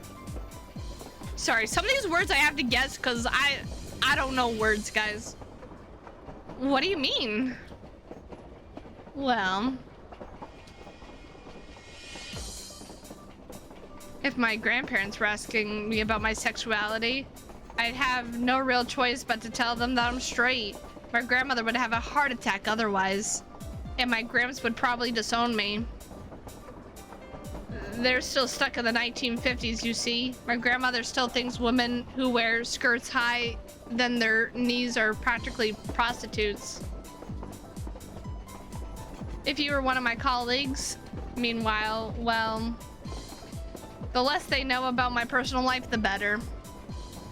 I think they respect me more the less they know. The mystery makes me seem more unapproachable.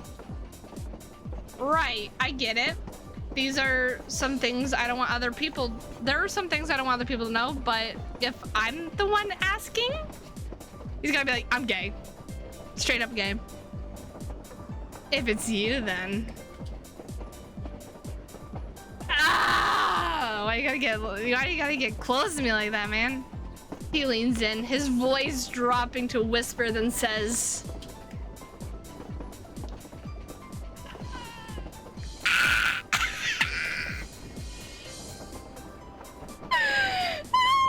I'm dying. We'll have to wait and see how things go between us, won't we?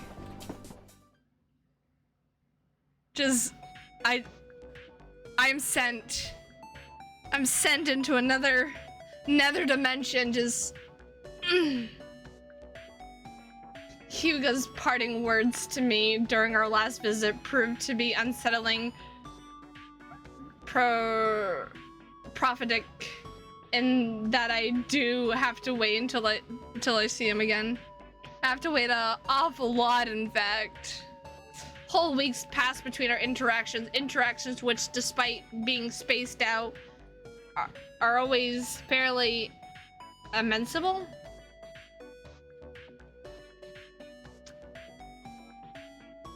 For the most part. I can't say I like it when Huga calls me little kitten, but I don't think that's something I'll really really get to grips with. It feels pretty nice when Shen says it, whispering it into my ear like like the murderous psychopath that he is. But when Hyuga says it, it's like he's making fun of me, probably because he is.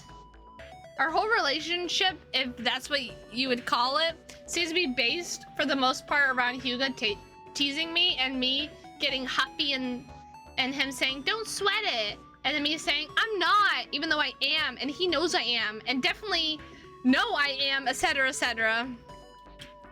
A couple months pass by like this, and though I keep up a semi-regular correspondence with Hyuga, I can't help but wonder, does he actually like me, or is he just toying with me? Now, that is the billion-yen question, and the worst thing is, I'm too anxious to ask him outright. It's not like I can just up and text him, "Hey, what do you think about me?" That, like, arranging to meet up with him would smack a bit too much of desperation for my liking, which I am not, I swear, I am not desperate. I'm not desperate for Hyuga to like me. Why would I be?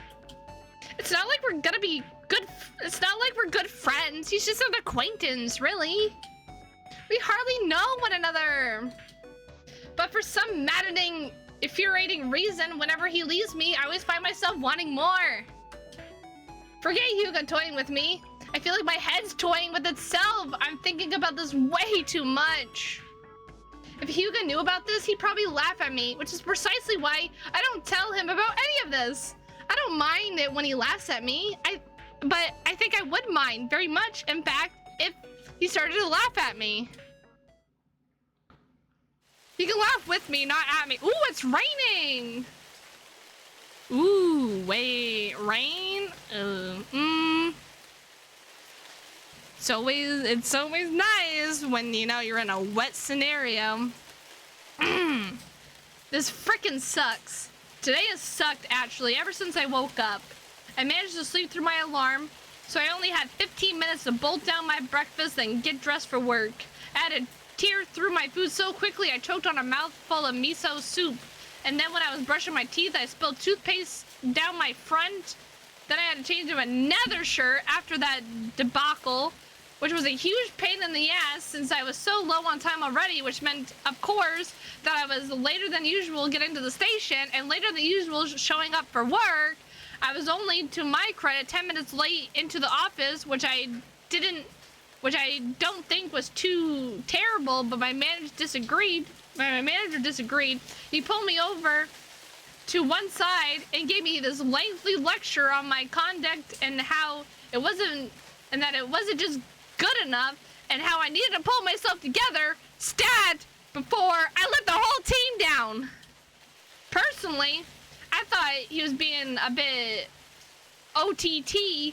What's 10 minutes really? When I've done eons of unpaid overtime over the last month, it's not like I could come out and say that, though. I might not be the sharpest tool in the shed, unlike my 2 7 older brothers, but I'm not a fucking complete idiot. I know arguing back with people with the power to fire me is a big no-no, but I seriously want to punch him. Instead, I just had to smile and take it. Just smile and wave. Just smile and wave. Not that I smiled, actually, because smiling probably would have pissed my manager off even more. I tried to adapt a look of contrition. I don't even know. While he was laying into me instead, which I think appeased him, because eventually, after another 10 minutes, he accused me with a impetuous wave of one hand and arch. Well, so long as you understand, Mamiya. Now run along. No, I'm not kidding. That's what he said. Run along like I was a misbehaving puppy or a small child. It was all pretty annoying, but my misfortunes were only just the beginning. Work itself was fairly uneventful, I guess. After my big telling off in the morning, though, I did scald myself while washing my hands in the office toilet during lunchtime. That's nothing new, though. The taps in the office bathrooms always run molten hot. A fun fact that keeps slipping my mind until my fingers feel like they're on fire. I wouldn't be surprised if I singed my fingerprints off at this point thanks to those fucking taps. I could probably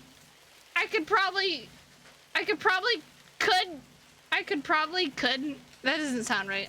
I probably could stab my manager to death in a dark alley and nobody would be able to pin the crime on me, even if I left the murder weapon behind on account of my freakish fingers. Now that is an appealing thought. Not that I'm a serial killer. I could, yeah. Not that I'm a serial killer or anything. That's crazy. I'll leave that to Shin, my beloved. Ahem. In any case, the work itself wasn't too bad until 17 o'clock, which is, I believe, 5 o'clock. Yeah, 5 o'clock. I found myself stuck at the office. I had to do overtime again because, of course, I did. Who cares that it's a Friday and some of us might have, you know, things to do with our lives? Like listen to Shin whisper sweet nothings in my ear while I get off in my bed? My manager certainly didn't. I had a few support tickets to take care of, things which could have, according to my manager, wait until next week, so nobody on my team had to stay behind for 4 fucking hours. I shit you not, until these tickets were taken care of. I didn't get out of the office until a little after 21 o'clock, which is a record, which is, I don't fucking know. 9 o'clock, yeah. Even for my amazingly exploitative company. I've been working there for 2 years now, and I'm used to doing overtime for an hour or so, but 4? Those are new heights, or maybe I should say new lows. It makes the to-do my manager had over me being 10 minutes late in the morning feel even pettier by contrast if he has been planning to keep me behind for so long. Asshole! It was pitch black when I finally escaped the office, which was a bit of a bummer. Yes, I did spend all my daily hours either commuting to work or at work, but that was even the worst thing. It was raining! I need to fucking drink my water now because I'm dying. Ugh. It's still raining, I'm back, as I dash through the streets holding my briefcase up over my head like a makeshift umbrella for all the good it's doing. My scalp's already soaked through, and so are my shoulders. I usually watch the news in the mornings while I'm eating my breakfast, but I didn't have time this morning because of the whole oversleeping thing. So I didn't see the weather forecast. I had no choice but to wing it. It was a pretty clear morning, so I figured it'd be safe to forego an umbrella. It was a good 13 hours ago, though, and I could see the folly of my ways. It's possibly pissing it down. I've only been out of this miserable weather for 5 minutes, if that, and I already feel like a corpse that's been dredged out of a canal. My clothes are sticking to me and my socks squelch with every single step I take. I hate wet socks. No, not the wet socks. Not the wet shoes either. My heart, meanwhile, is hammering in my chest and my breaths are coming out in short, sharp bursts. Rainwater is trickling down the back of my shirt against my neck and in which way is way too intimate to be comfortable. It's freezing. There were puddles everywhere too, all over the street, and the water starting to seep into my shoes. I'm shivering.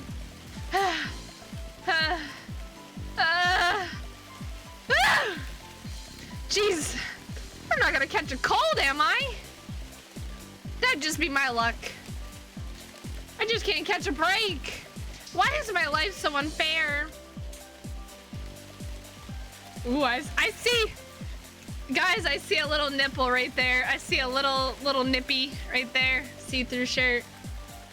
I continue to run during my best to ignore the rain that's pelting me until I can finally see the lights of the train station not too far away.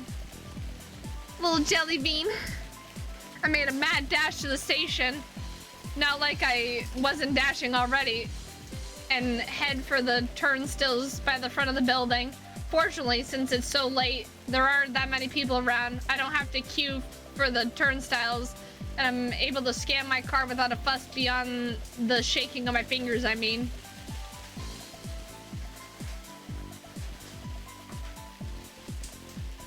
I duck through the ticket barrier, then make my damp, sad, squelchy way over to the platform where my train is already waiting. I have nightmare visions of my train pulling away before I had a chance to step inside. It would just be my luck, really, given the way the day is gone. So I speed up, taking the stairs down to the platform 3 at a time. I dash out again on the platform, subjecting myself to the downpour yet again, which is refusing to let up. I think it's raining even harder now, actually, than it was the first when I stepped out of the office. The rain strikes me hard as knitting needles. No, even sharper. And it's so cold I can feel my skin freezing. My teeth are chattering. This is just great. And by great, I mean shit. I love to be alive. Luckily for me, I'm able to hop on the train mere milliseconds before it prepares for departure. The doors slide shut behind me with a whir and I sigh. I finally got on the train, which is a boon, but I don't feel much in the way of relief. Mostly, I just feel cold. The train shifts about me and I almost stumble. My legs feel even weaker than a newborn's.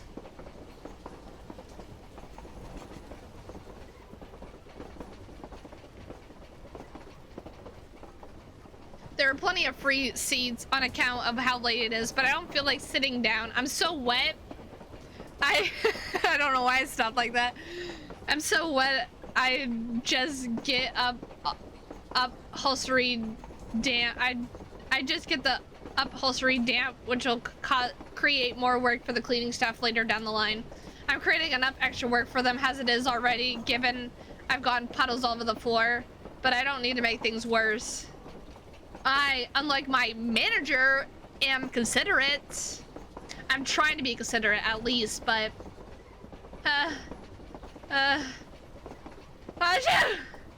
another sneeze tears its way through my throat. One is loud that the elderly woman sitting on the train near me gives me an alarmed look, like she's just seen a ghost.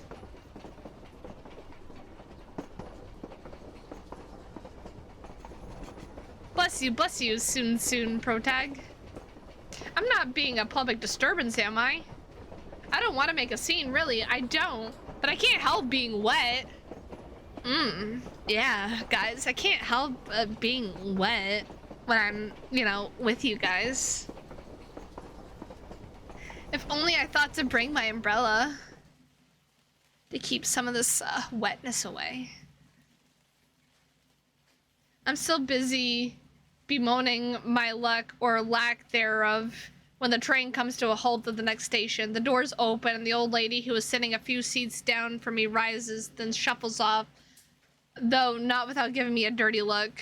Well, I'm half a mind to say I'm very sorry. I can't help that I got soaked and it's not my fault. I was coughing. You should count yourself lucky I wasn't coughing all over you. Some people are so ungrateful, I swear. I'm feeling pretty sorry for myself, not to mention all soda when... Well. Would you look at what the cat dragged in? You're certainly a sight for sore eyes, Hibiki. Ah! I yelp in this manifestly uncool manner that often seems to happen when I'm around him, and I whip my head around. There he is, in the flesh. It's Hyuga, come to torment me at my lowest. Yippee for me. Hey there, Hyuga. Don't mind the little nips that are showing. I look him up and down, feeling pretty sniffly as I do so. I might be cold and wet, but Hyuga looks perfectly prim and pristine. His dark hair is slicked back as it always is, though he's left a few strands loose in the manner I think was deliberate. His clothes, meanwhile, are devoid of any wrinkles, and his shoes look freshly polished. How was he able to avoid the worst of the rain? You must have the devil's own luck, I swear. What are you doing here? Going home from work. Why do you ask? Aren't you glad to see me? I'm never glad to see you. That isn't wholly true, of course, but whatevs. I'm in a bad mood and I don't feel like playing nice. So, were you lurking late? I was, yeah. Work's been pretty rough lately. I've been staying in the office until 8 or 9 most nights. Oh, wow. I guess that'll explain why I've not seen him much lately. Our schedules must have been mapping up well. I almost feel sorry for him. That sounds tough. It has been, yeah. But I think I'm over the hump of it now. At the very least, I hope I am. I'm starting to get a bit tired. What? Even you have your limits? Of course. I'm not infallible, though I know I must look it. Hugo chuckles, which makes me want to kick him just a little. He's so easily, effortlessly self-confident. Talking to him makes me feel very small and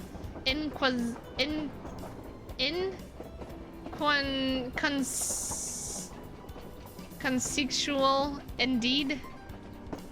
And what about you? Were you working late too? Yeah, for a matter of fact, yes.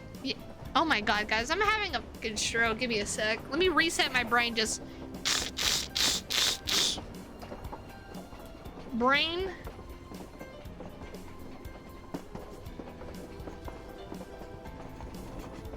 Brain reset, activate. Yeah, as a matter of fact, it's been a long day and getting caught up in the rain on the way to the station didn't help.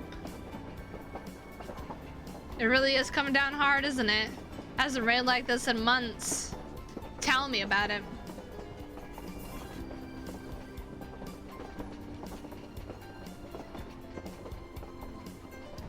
You seem alright though, despite the shitty weather. How'd you do it? Don't tell me you have magic powers. Why, yes, of course I do. Ha! I knew he was too perfect to be an ordinary human! If by magic powers you mean an umbrella. Hugo gestures to his umbrella, which is clutching in the same hand as his briefcase, and I blink. Oh. I didn't notice that, but I guess it makes sense.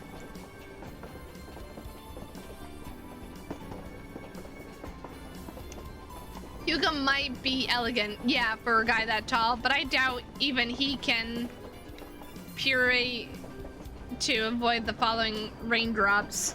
That'd be just silly. Didn't you watch the weather forecast this morning? They said it would rain later. You could have spared yourself some hassle if you thought to bring an umbrella of your own. I didn't get a chance. I woke up late. I roll my eyes.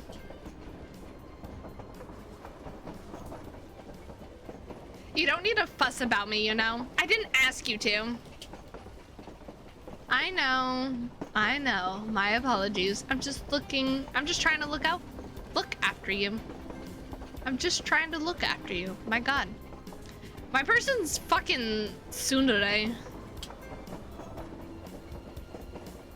I suppose it comes with the territory, being an older sibling.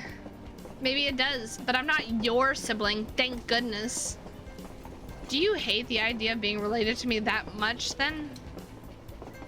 Well, yeah, I think because then I feel even more awkward about being attracted to you. Liking men is hard enough without bringing incest into it.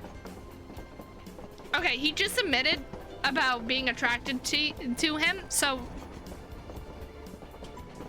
I don't actually say that though because I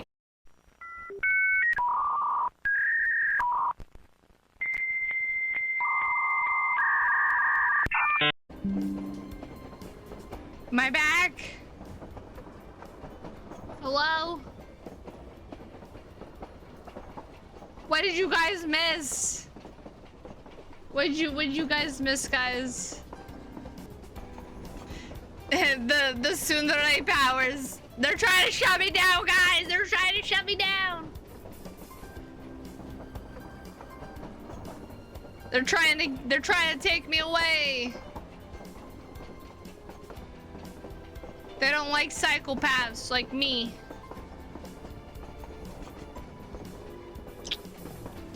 Twitch can try, but I'm too powerful. I'm too powerful to be taken down. Haha, well, you wouldn't be the first to think so. Kazua's told me that too. I wonder why. I roll my eyes, which prompts Hugo to laugh again. Though, why exactly, I'm not sure. He seems to laugh when he's with me a lot, but I'm not quite certain whether he's laughing with me or at me. I know it doesn't sound like a big distinction, but it is, in my mind at least. It makes me feel awkward enough as it is under the best circumstances when I'm not dripping wet, but right now, things feel way too stacked in his favor. He must think I look like such a fool. Heck, I think I look like a fool. I wonder if that cinches it. Am I really an idiot? Oh God, am I really the idiot sandwich, guys? So Hibiki, you live further down this line than I do, don't you? You're always on the train first after I get on. Oh yeah, I'm like 10 stops away. Why do you ask? Out of a sense of gentlemanly propriety, of course. Gentlemanly propriety? Yeah, right. Is he trying to make me barf? Ugh. I don't like the thought of you having to wait that long to step into the shower. Not when you're already so wet. You're shivering already, and you're sneezing. If you stay in those damn clothes too long, you might catch a cold. So, what are you suggesting? You can't be expecting me to strip on the train, right? Well, that would certainly be an interesting proposition. For Hyuga, maybe, after I get arrested for public indecency. I'm sure he'd find it hilarious. But no, that's not what I'm getting at here. What are you getting at? Hibiki, do I need to spell it out for you? Do I need to say it to ya? He wants to invite you to his home where you will strip in his home and get in a hot shower in his home while he dries your clothes at his home, and then you might not leave his home.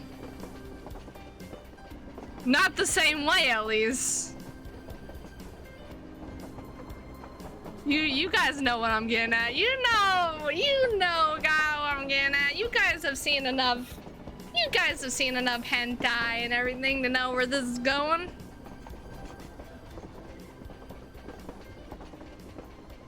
You've seen enough to know what's gonna lead here. You guys know what's up.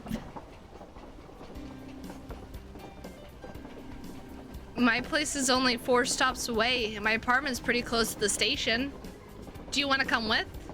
I don't mind if you use my bath, and I can give you a change of clothes too. You might be a little shorter than I am. Yeah, rub it in. But you should be able to fit into some of my things. What do you think?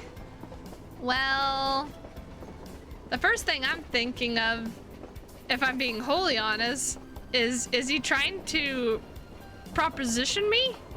Well, I'm getting ahead of myself here, but this sounds less like an offer made from gentlemanly prosperity, like Hugo said, and more like an attempt to get me alone so he can, I don't know, lock me up in a cage, maybe? Oh my god, plot twist, guys. Plot twist, plot twist. He actually gets locked up in a cage. Actually, he's actually been acting nice this whole time, but he's actually a psychopath. He's actually been being nice to get close to Hibiki, then bites him into his house, and then bam, bada bing, bada boom, tied to the bed, fucking collared, chain, little kitten, let's go.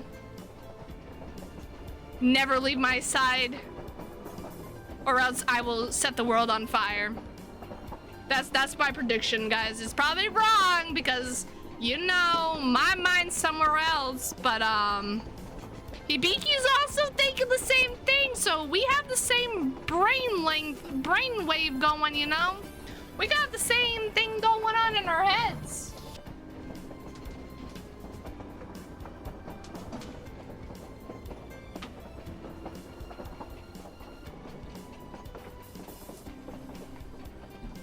I should have realized this isn't your first yaoi visual novel. Yeah, Man Potion, weren't you here when I was reading Help, I'm Stuck in a Yandere visual novel? Maybe you missed that. Maybe you missed that.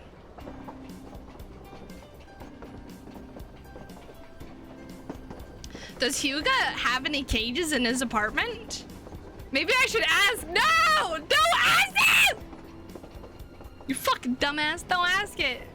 Although, curiosity, be like, hey, do you just, for some odd reason, have like a cage in your apartment?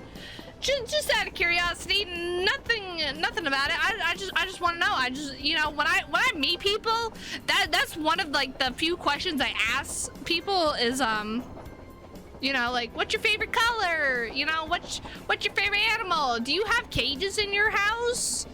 Do you like men? Do you like being tied up and tortured?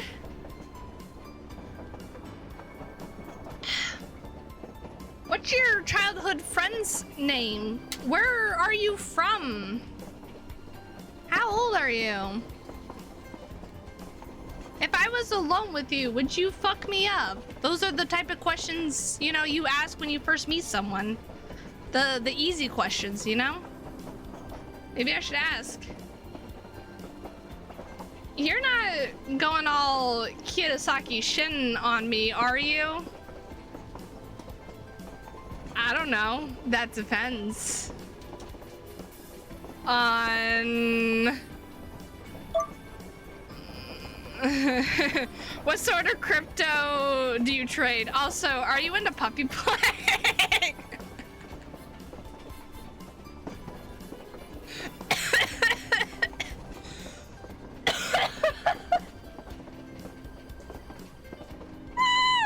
I'm dying, guys. I'm literally crying. Hold on. Oh my god. Oh my god, I'm dead. I'm dead. I am sent. Dude, I'm legit. Woo! It's so fucking hot in here. I just want to strip. I need to take some layers off, guys. No, I'm the one getting hot and sweaty. This is bullshit. I hate it here.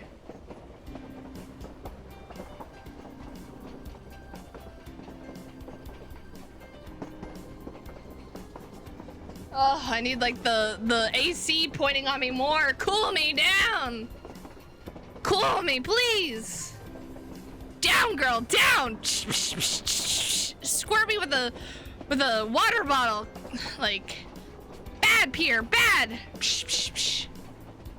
I need to get a squirt bottle. You guys redeem the squirt bottle. Be like, bad, Pierre, bad.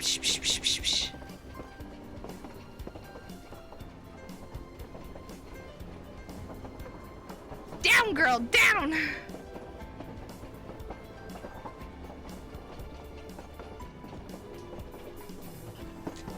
Okay, guys, when I read visual novels, it really unlocks, you know, everything about me. You guys are learning things you didn't even know. Like, oh god, she's a psycho woman. She's psycho, guys! Ah. Ah.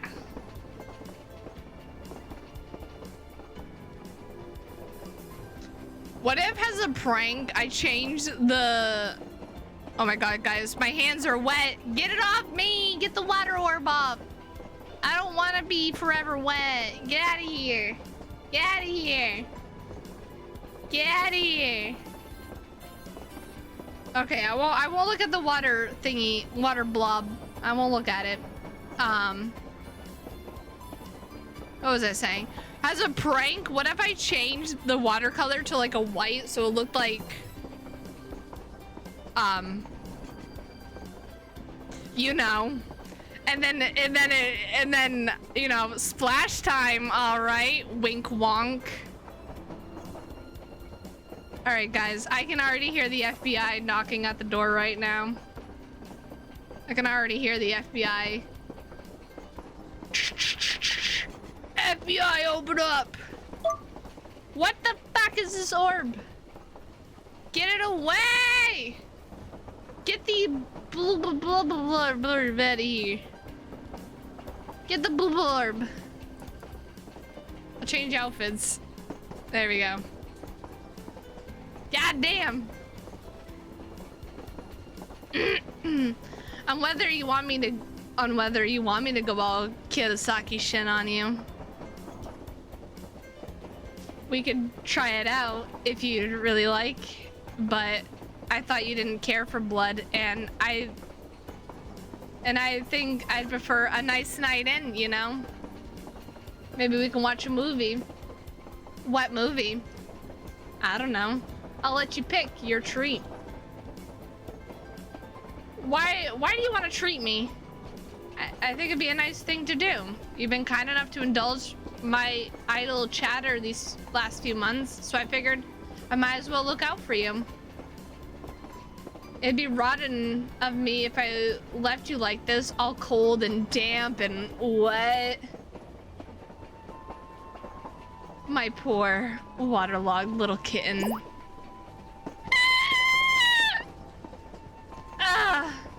I thought I was doing a good job at controlling my flesh face, but obviously not.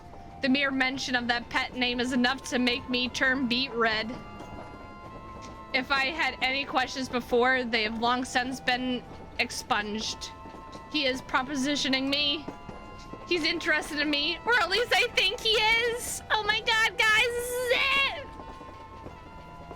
Why else would he invite me back to his place? He didn't give me a clear answer on his sexuality back then, but this offer, if I choose to take it, should clear up a few things. Sploosh. I'm intrigued. I can't deny it, but it feels like things are moving a bit fast. I've never been to another guy's house before, not in like a sordid late night hookup sort of sense.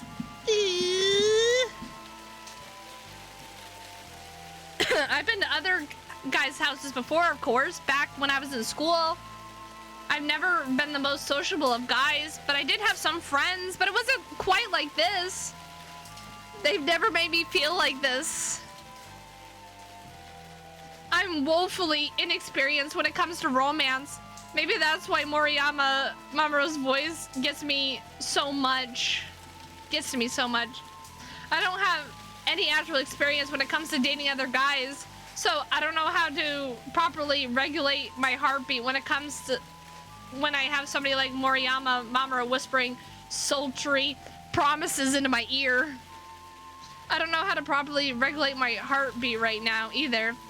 It feels like it's beating out of control, hammering so hard my ribs might splinter. I'm overwhelmed in the all-encompassing sound of the falling rain, pitter-patter, coupled with Hyuga's sheer closeness isn't helping. Part of me wants to pull away from him, but it must be a pretty small part of me because I'm not able to articulate these words. This is pretty embarrassing, but well, if you're as worried about me as all that, then I guess it'd be, you know, rude to refuse. I don't want to ruin your evening, so I suppose I can go back with you. Just lead the way. Well, that was as smooth as chunky peanut butter. Shit. I'm fully prepared as I stand there, shivering in the train's artificial lights, for Hugo to laugh at me, just like he did during our first meeting, but he doesn't. Instead, he smiles. Then he says in a way which is chillingly like Moriyama Mamoru, but in like a boat leg sort of way. But of course, I bet you like it if I took charge, wouldn't you? That is what you're into, after all.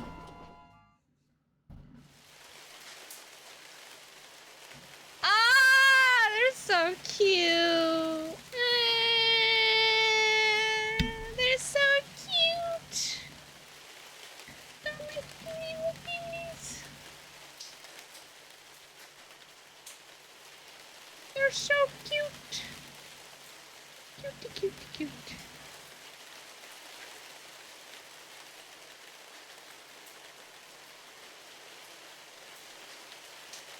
Sorry, I accidentally moved myself.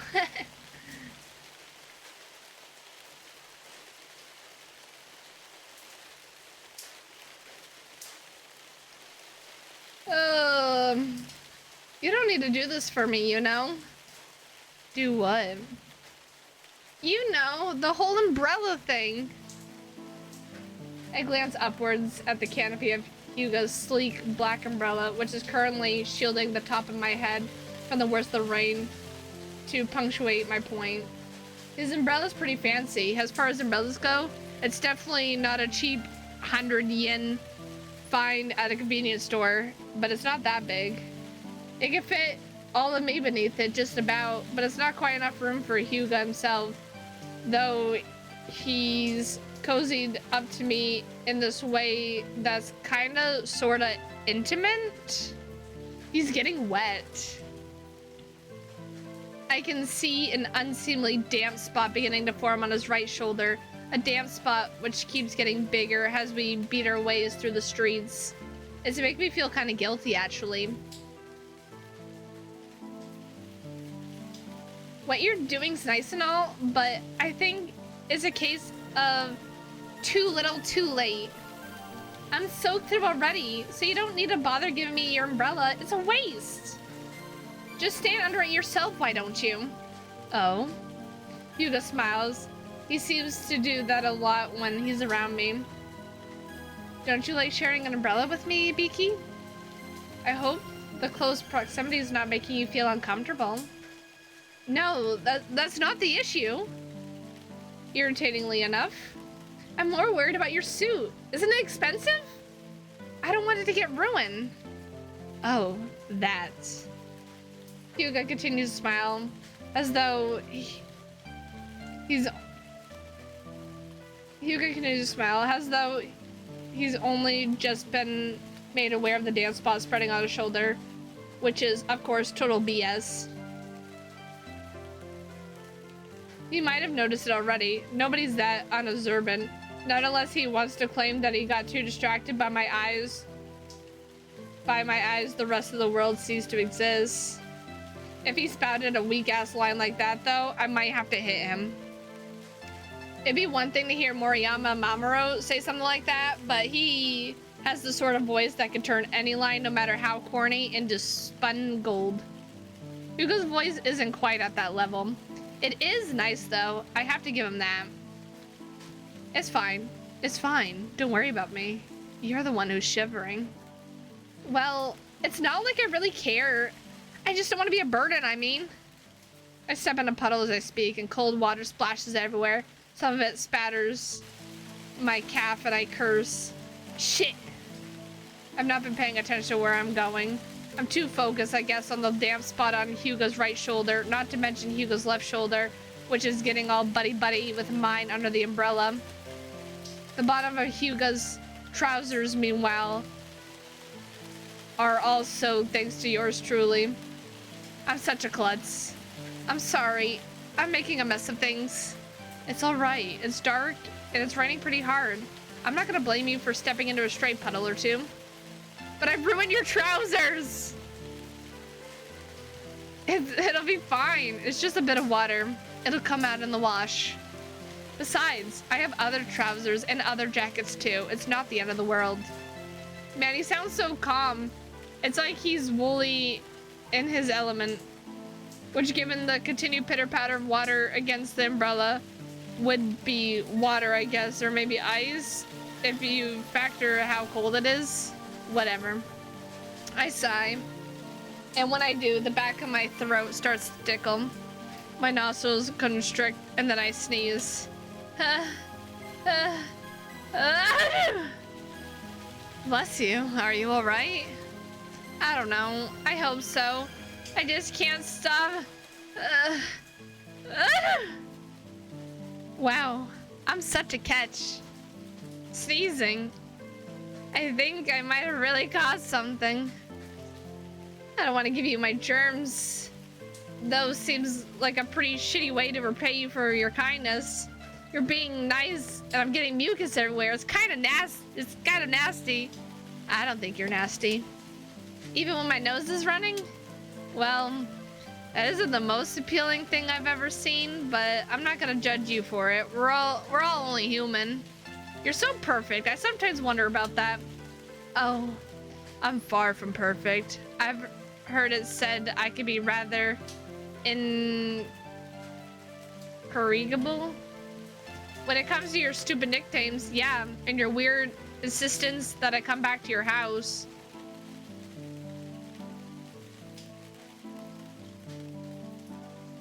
Hugo slows at this, then pauses. He looks at me, his eyes half lit, and in a soft voice, half subsumed by the rain, he murmurs, "Do you really think my insistences are weird?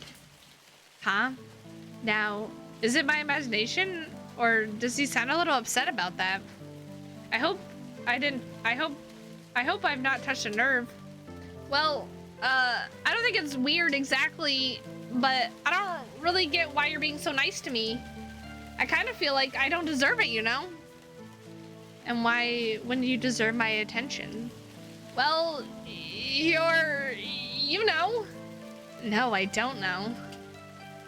What am I, Hibiki? What do you think of me? I don't know. I guess it's just, you're this lawyer and you always seem so posed. You have a good job and I bet you have a lot of money and I don't know. You're older than me and way more responsible. I'm already 24 and I still live with my parents. My life's nothing special, really. I'm nothing special. I guess I don't get why you care so much at all. I don't think I'm worth getting wet over or getting sick over. A few hours of my company seems like an unfair trade-off. So I make you feel self-conscious, do I? A bit, I guess. Yes, I can see that. And part of me does cultivate it on purpose. I enjoy making people squirm. But I don't want to make you uncomfortable. Not right now, at least. I'd much rather be nice to you. Well, I got that, but why? What did I do to deserve it? What, you ask? Well, I don't know if I quite have the words to explain it. And it'd be tedious if I attempted it, so instead... Oh my god, are they gonna kiss? Oh my god, please, please, please kiss. Hugo's brown eyes bore into my own. Once again, he exhales, his breath warm against my face, which is chilled from the cold air. His expression softens, then his eyelashes, which are longer than I ever before anticipated, fall shut. I'm choking, guys. He leans in, and I know, frozen in place beneath the umbrella, what will happen even before it does. I can see it in slow motion, a split second early. Maybe you could call it a premonition. I know that Hugo means to kiss me. I've never been kissed before by anybody other than family members, my parents, grandparents, aunts, uncles, and the like. Once my little cousin Owl kissed me on the cheek when I told her that her crayon drawing of what I think was Mount Fuji looked really good. I was being diplomatic, but I don't think any of those kisses really count. Those kisses didn't take place in a darkened street beneath an umbrella surrounded by the rain.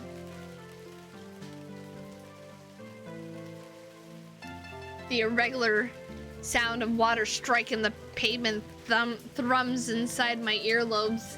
My body tenses. I don't know what to do with my hands. I don't know what to do with my face. The milliseconds pass during which I feel so worked up, I'm afraid I might hyperventilate, and then...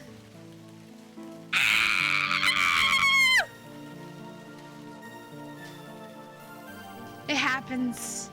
And it's a little more anticlimactic than I anticipated. Hugo's lips meet mine. And yeah, they're soft. Unusually soft for guys, maybe?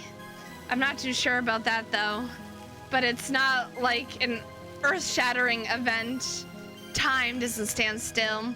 My heart doesn't explode. The rain continues to fall around me, striking the pavement while Hugo's lips press against mine. A cold wind blows and I tremble. This is my first kiss. It's nothing catalyst mystic, but it isn't alarming either. I'm not afraid. It feels a little strange, but I think I might be getting used to it. I think I might like it. I let my own eyelashes fall shut after what seems a small eternity, though in actuality is probably more than 2 seconds, and sigh into Hugo's kiss. I part my lips so as to deepen the kiss, and as I do, I find myself thinking, I guess he's not such a smug bastard after all. Cataclysmic.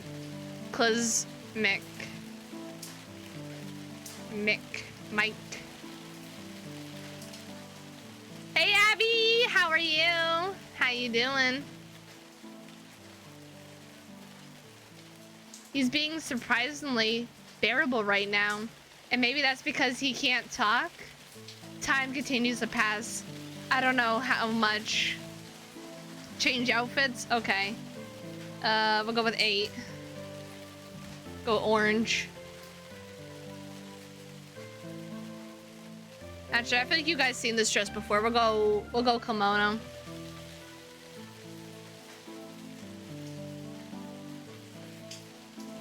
You like the orange outfit? Everyone likes the orange outfit, but I feel like I wear it a lot. I want to switch it up.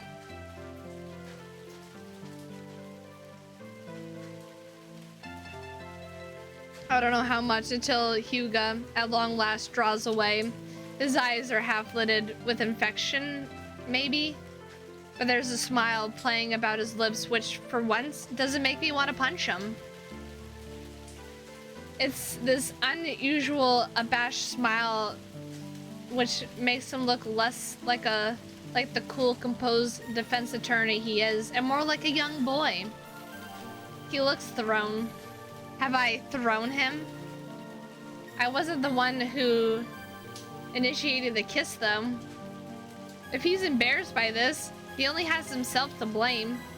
It's not like I'm going to apologize for being so irresistible he didn't have any choice but to kiss me. None of this is my fault. I'd like to say that I'm innocent, but... Goodness, you really are cute. I am? Incredibly so. Hugo reaches out, then presses his hand, the one which isn't holding an umbrella, against my cheek. This is why I'm always telling you to be more careful. You're so pretty. It really is a wonder other guys haven't tried anything yet. You need to be more aware of your own appearance, otherwise you'll get in trouble and I won't be there to help you. I meant to protect you from all of those bastards, but I guess I let my guard down. You overwhelmed me. Now I become one of those bastards myself. I guess I'm no better than all those guys I warned you about. Unless you'll agree to be my boyfriend, of course. Then I'd be able to kiss you as much as I want, and I'll be able to protect you. I won't let anybody lay a finger on you, I promise. Huh? I stare at Hugo, feeling pretty out of sorts, as well I might, given the intensity of that confession.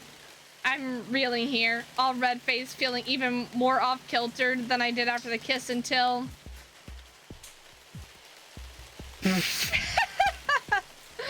Hugo begins to laugh, and when he does, realization suddenly dawns.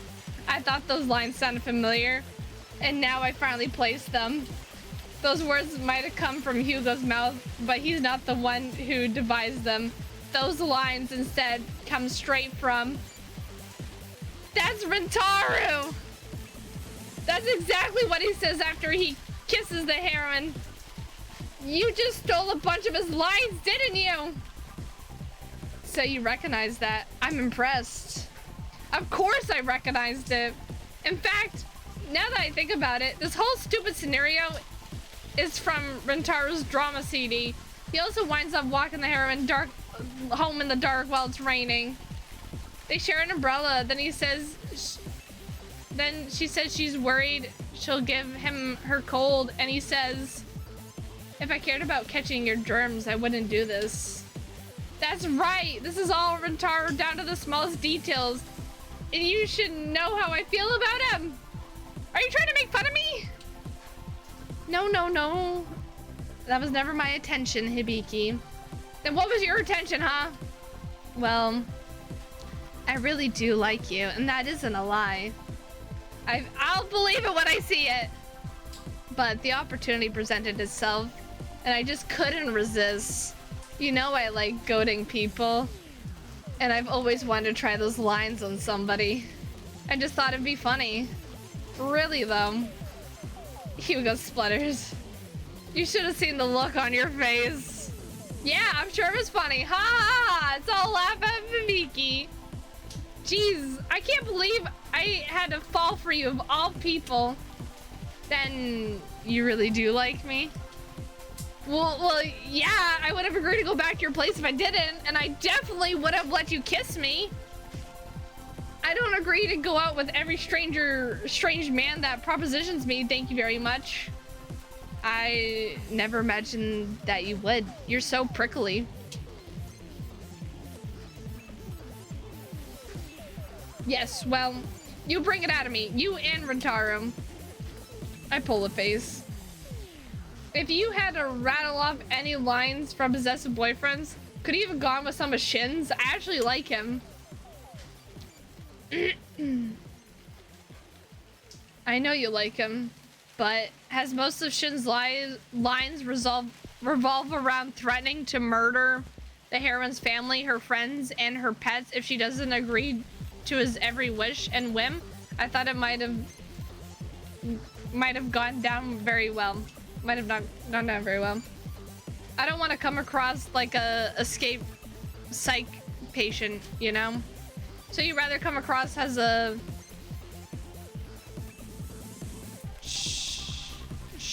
chauvinist? I mean, you need to be more aware of yourself, otherwise you'll get in trouble. I raise an eyebrow. I don't think every man out there would assault you if you gave them half the chance, and it'd be all your fault. Is much better than if you don't get into this cage, I'm gonna stab your mother to death.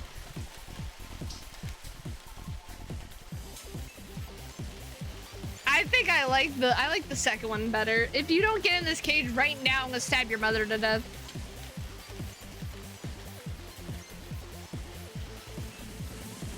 I think one might provoke more raised eyebrows than the other.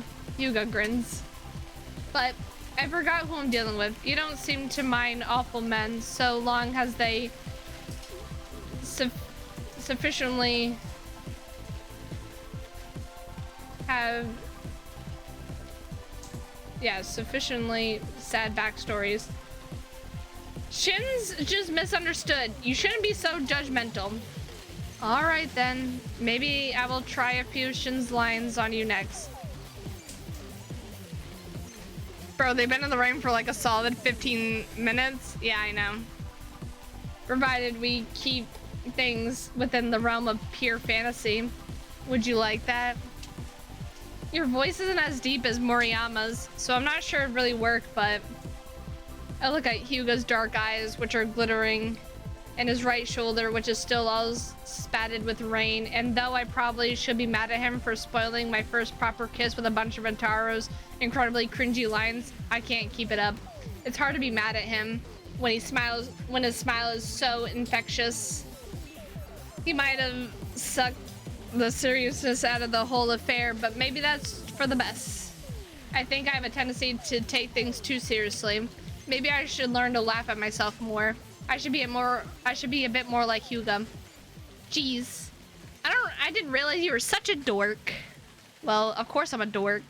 I never tried to deny that. Chance would be a fine thing when I've spent the last decade in love with fictional pretty boys. Well. I smiled despite myself, then leaned against Hyuga's shoulder, accepting his umbrella at long last without complaint. I guess it takes one to know one. Do you admit that you too are a dork? Of course I am. I'm a huge dork. It's something I got teased about actually back in school, but I guess I don't mind being teased by you quite so much. The kissing makes it worthwhile. The kissing wasn't bad, but I still haven't wholly decided how I feel about it. I guess you'll have to kiss me a bit more so I can make up my mind. Ah! Oh my god, don't. Oh, is that an invitation? It might just be. Now, why don't we get back to your place? I still need to change out these damn clothes before I catch my death of cold. If you're anything at all like the possessive boyfriends, then you have to take proper care of me.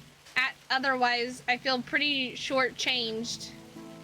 I grin and stand on my tiptoes. I mutter, Kazuha.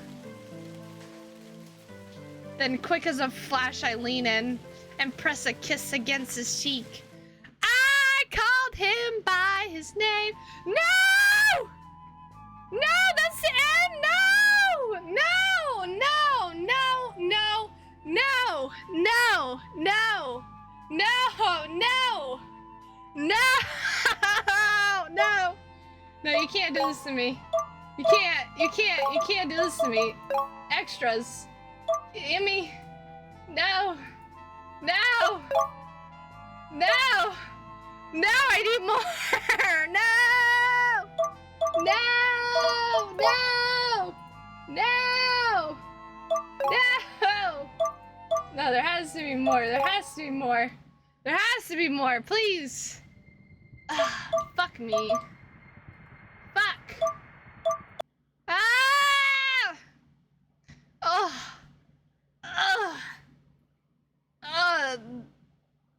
Ugh!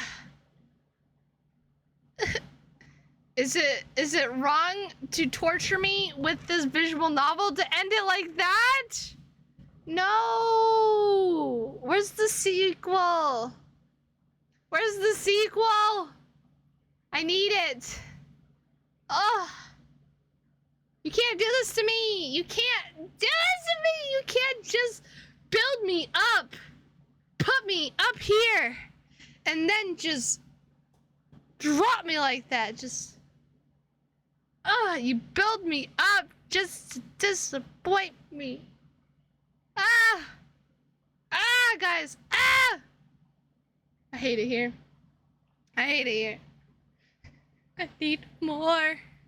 I need more. I need to be satisfied. I need to be satisfied. God dang it, Bobby! Holy fucking shite. Oh my goodness, gaming. I need more. I want to know if they fuck. I want to know. I want to know more. Anu, it's not fair. It's not fair, Anu. It's not fair that they give me something cute and they kiss and then the rain and they're getting all wet and they're like, oh my god. And I'm like, oh my god. Not allowed to know. I need the sequel, but there is no sequel. I'm sad. I'm sad. I got all hot and bothered for no goddamn reason. Now I gotta go fucking die now and get murdered. Now I'm gonna play Dead by Daylight and be upset. Now I'm gonna play Dead by Daylight and get fucked by killers. Now I'm gonna play Dead by Daylight and get fucked by killers. Fuck this shit. I'm upset. I'm upset, guys. You wanna know how upset I am? I'm upset. I'm so upset. I hate it here. I hate it here. So upset. It's not fair. It's not fair! It's not fair to do this to me. All I wanted to do was see some hot, spicy stuff.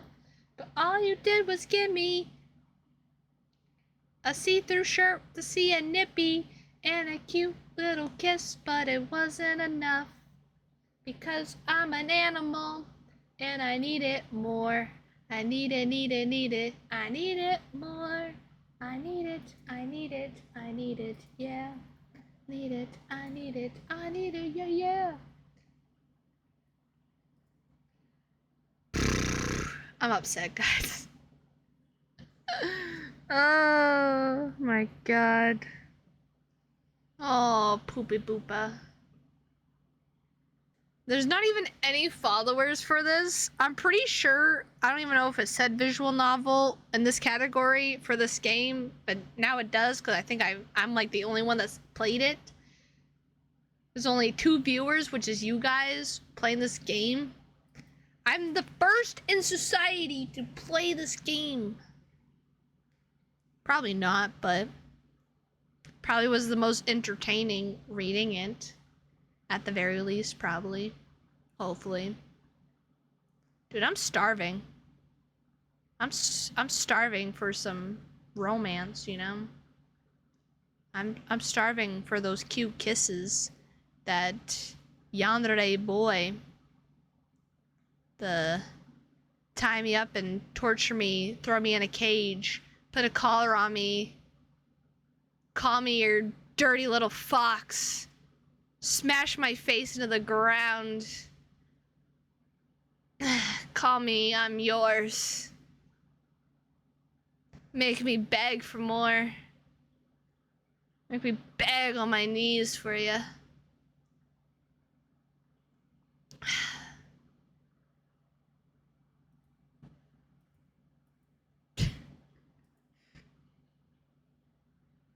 Well, now everyone knows my my thing.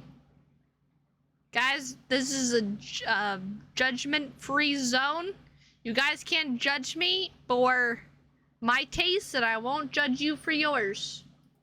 Because obviously I can't judge you because you're here watching me. So clearly you guys have some kinks you guys need to work out a little bit, probably. Just trying to, you know, open your guys' mind to different possibilities, I guess. I don't know. Trying to unlock something you didn't know deep inside you. Didn't think you needed to be stepped on, you know, tortured. Oh my god, that scared the fuck out of me, Anu. That cute attack literally scared the shit out of me. I'm not gonna fucking lie. Holy shit, you literally almost made me pee myself again.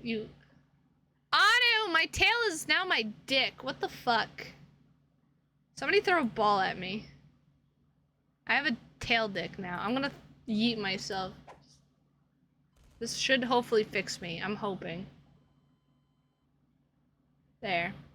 God, I fixed myself because Otto made my tail a dick.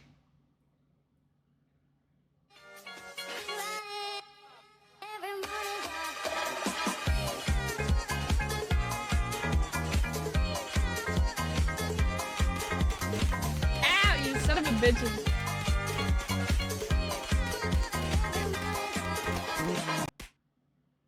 You guys suck. You know that? You guys suck. Just kidding. Just kidding. I love you guys. I'm just trying to dance and Anna's throwing cheese on my face. It wasn't even the good cheese either. It's cheese that's been sitting out on the counter and it's all warm and mushy and warm. Mildewy. It was me. Look at my claws, guys. Look at them. These are the claws that will tear you to pieces. These are the hands that you want to strangle you, to satisfy you for the night, you know. Having my model so up close makes my titties look so huge. I swear. I swear. I still got my hole punchers.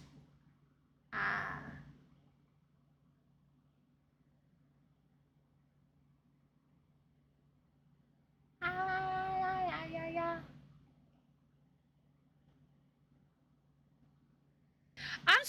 I'm still salty though. I'm still so salty about how that ended.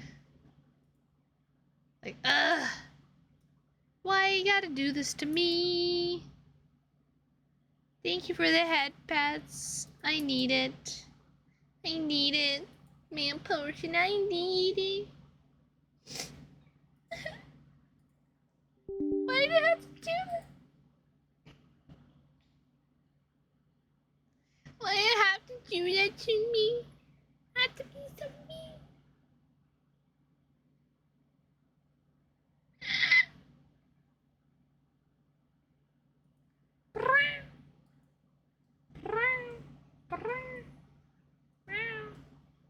I know that game left us with tortured blue balls. It did. Yeah, I think this is the one. Yeah, this is my secret back tattoo, guys. I'm a cool kid now. I got tats. I got tattoos. Got the tattoos. Oh my god, I haven't streamed for so long, I forgot how to do anything, guys. Alright. We're gonna raid Biggs. Heck yeah. I am gonna go to bed. I am going to slumber. I'm gonna dream about the fact that I got blue-balled by that visual novel. I'm gonna dream up the rest of that visual novel of how it should have ended instead of leaving me with a cliffhanger like that. And yeah. But ugh. I appreciate everyone that stopped in today. I appreciate the lurks. I appreciate the biddies, the raids, the resubs and everything. I appreciate you all. And thank you for the birthday wishes. Thank you, thank you. I am 30 years old, guys. I'm not sure if I'm going to be streaming because it is my birthday. And like I said, if I were, it's going to be a really late night stream of I don't know what I'd be playing. And then obviously I'm going to be streaming Sunday. So if I don't see you guys later, I will see you guys Sunday. But with that said, sleep tight, everyone. Don't let the gerbils bite your little toesies. And I will see you all soon. Bye!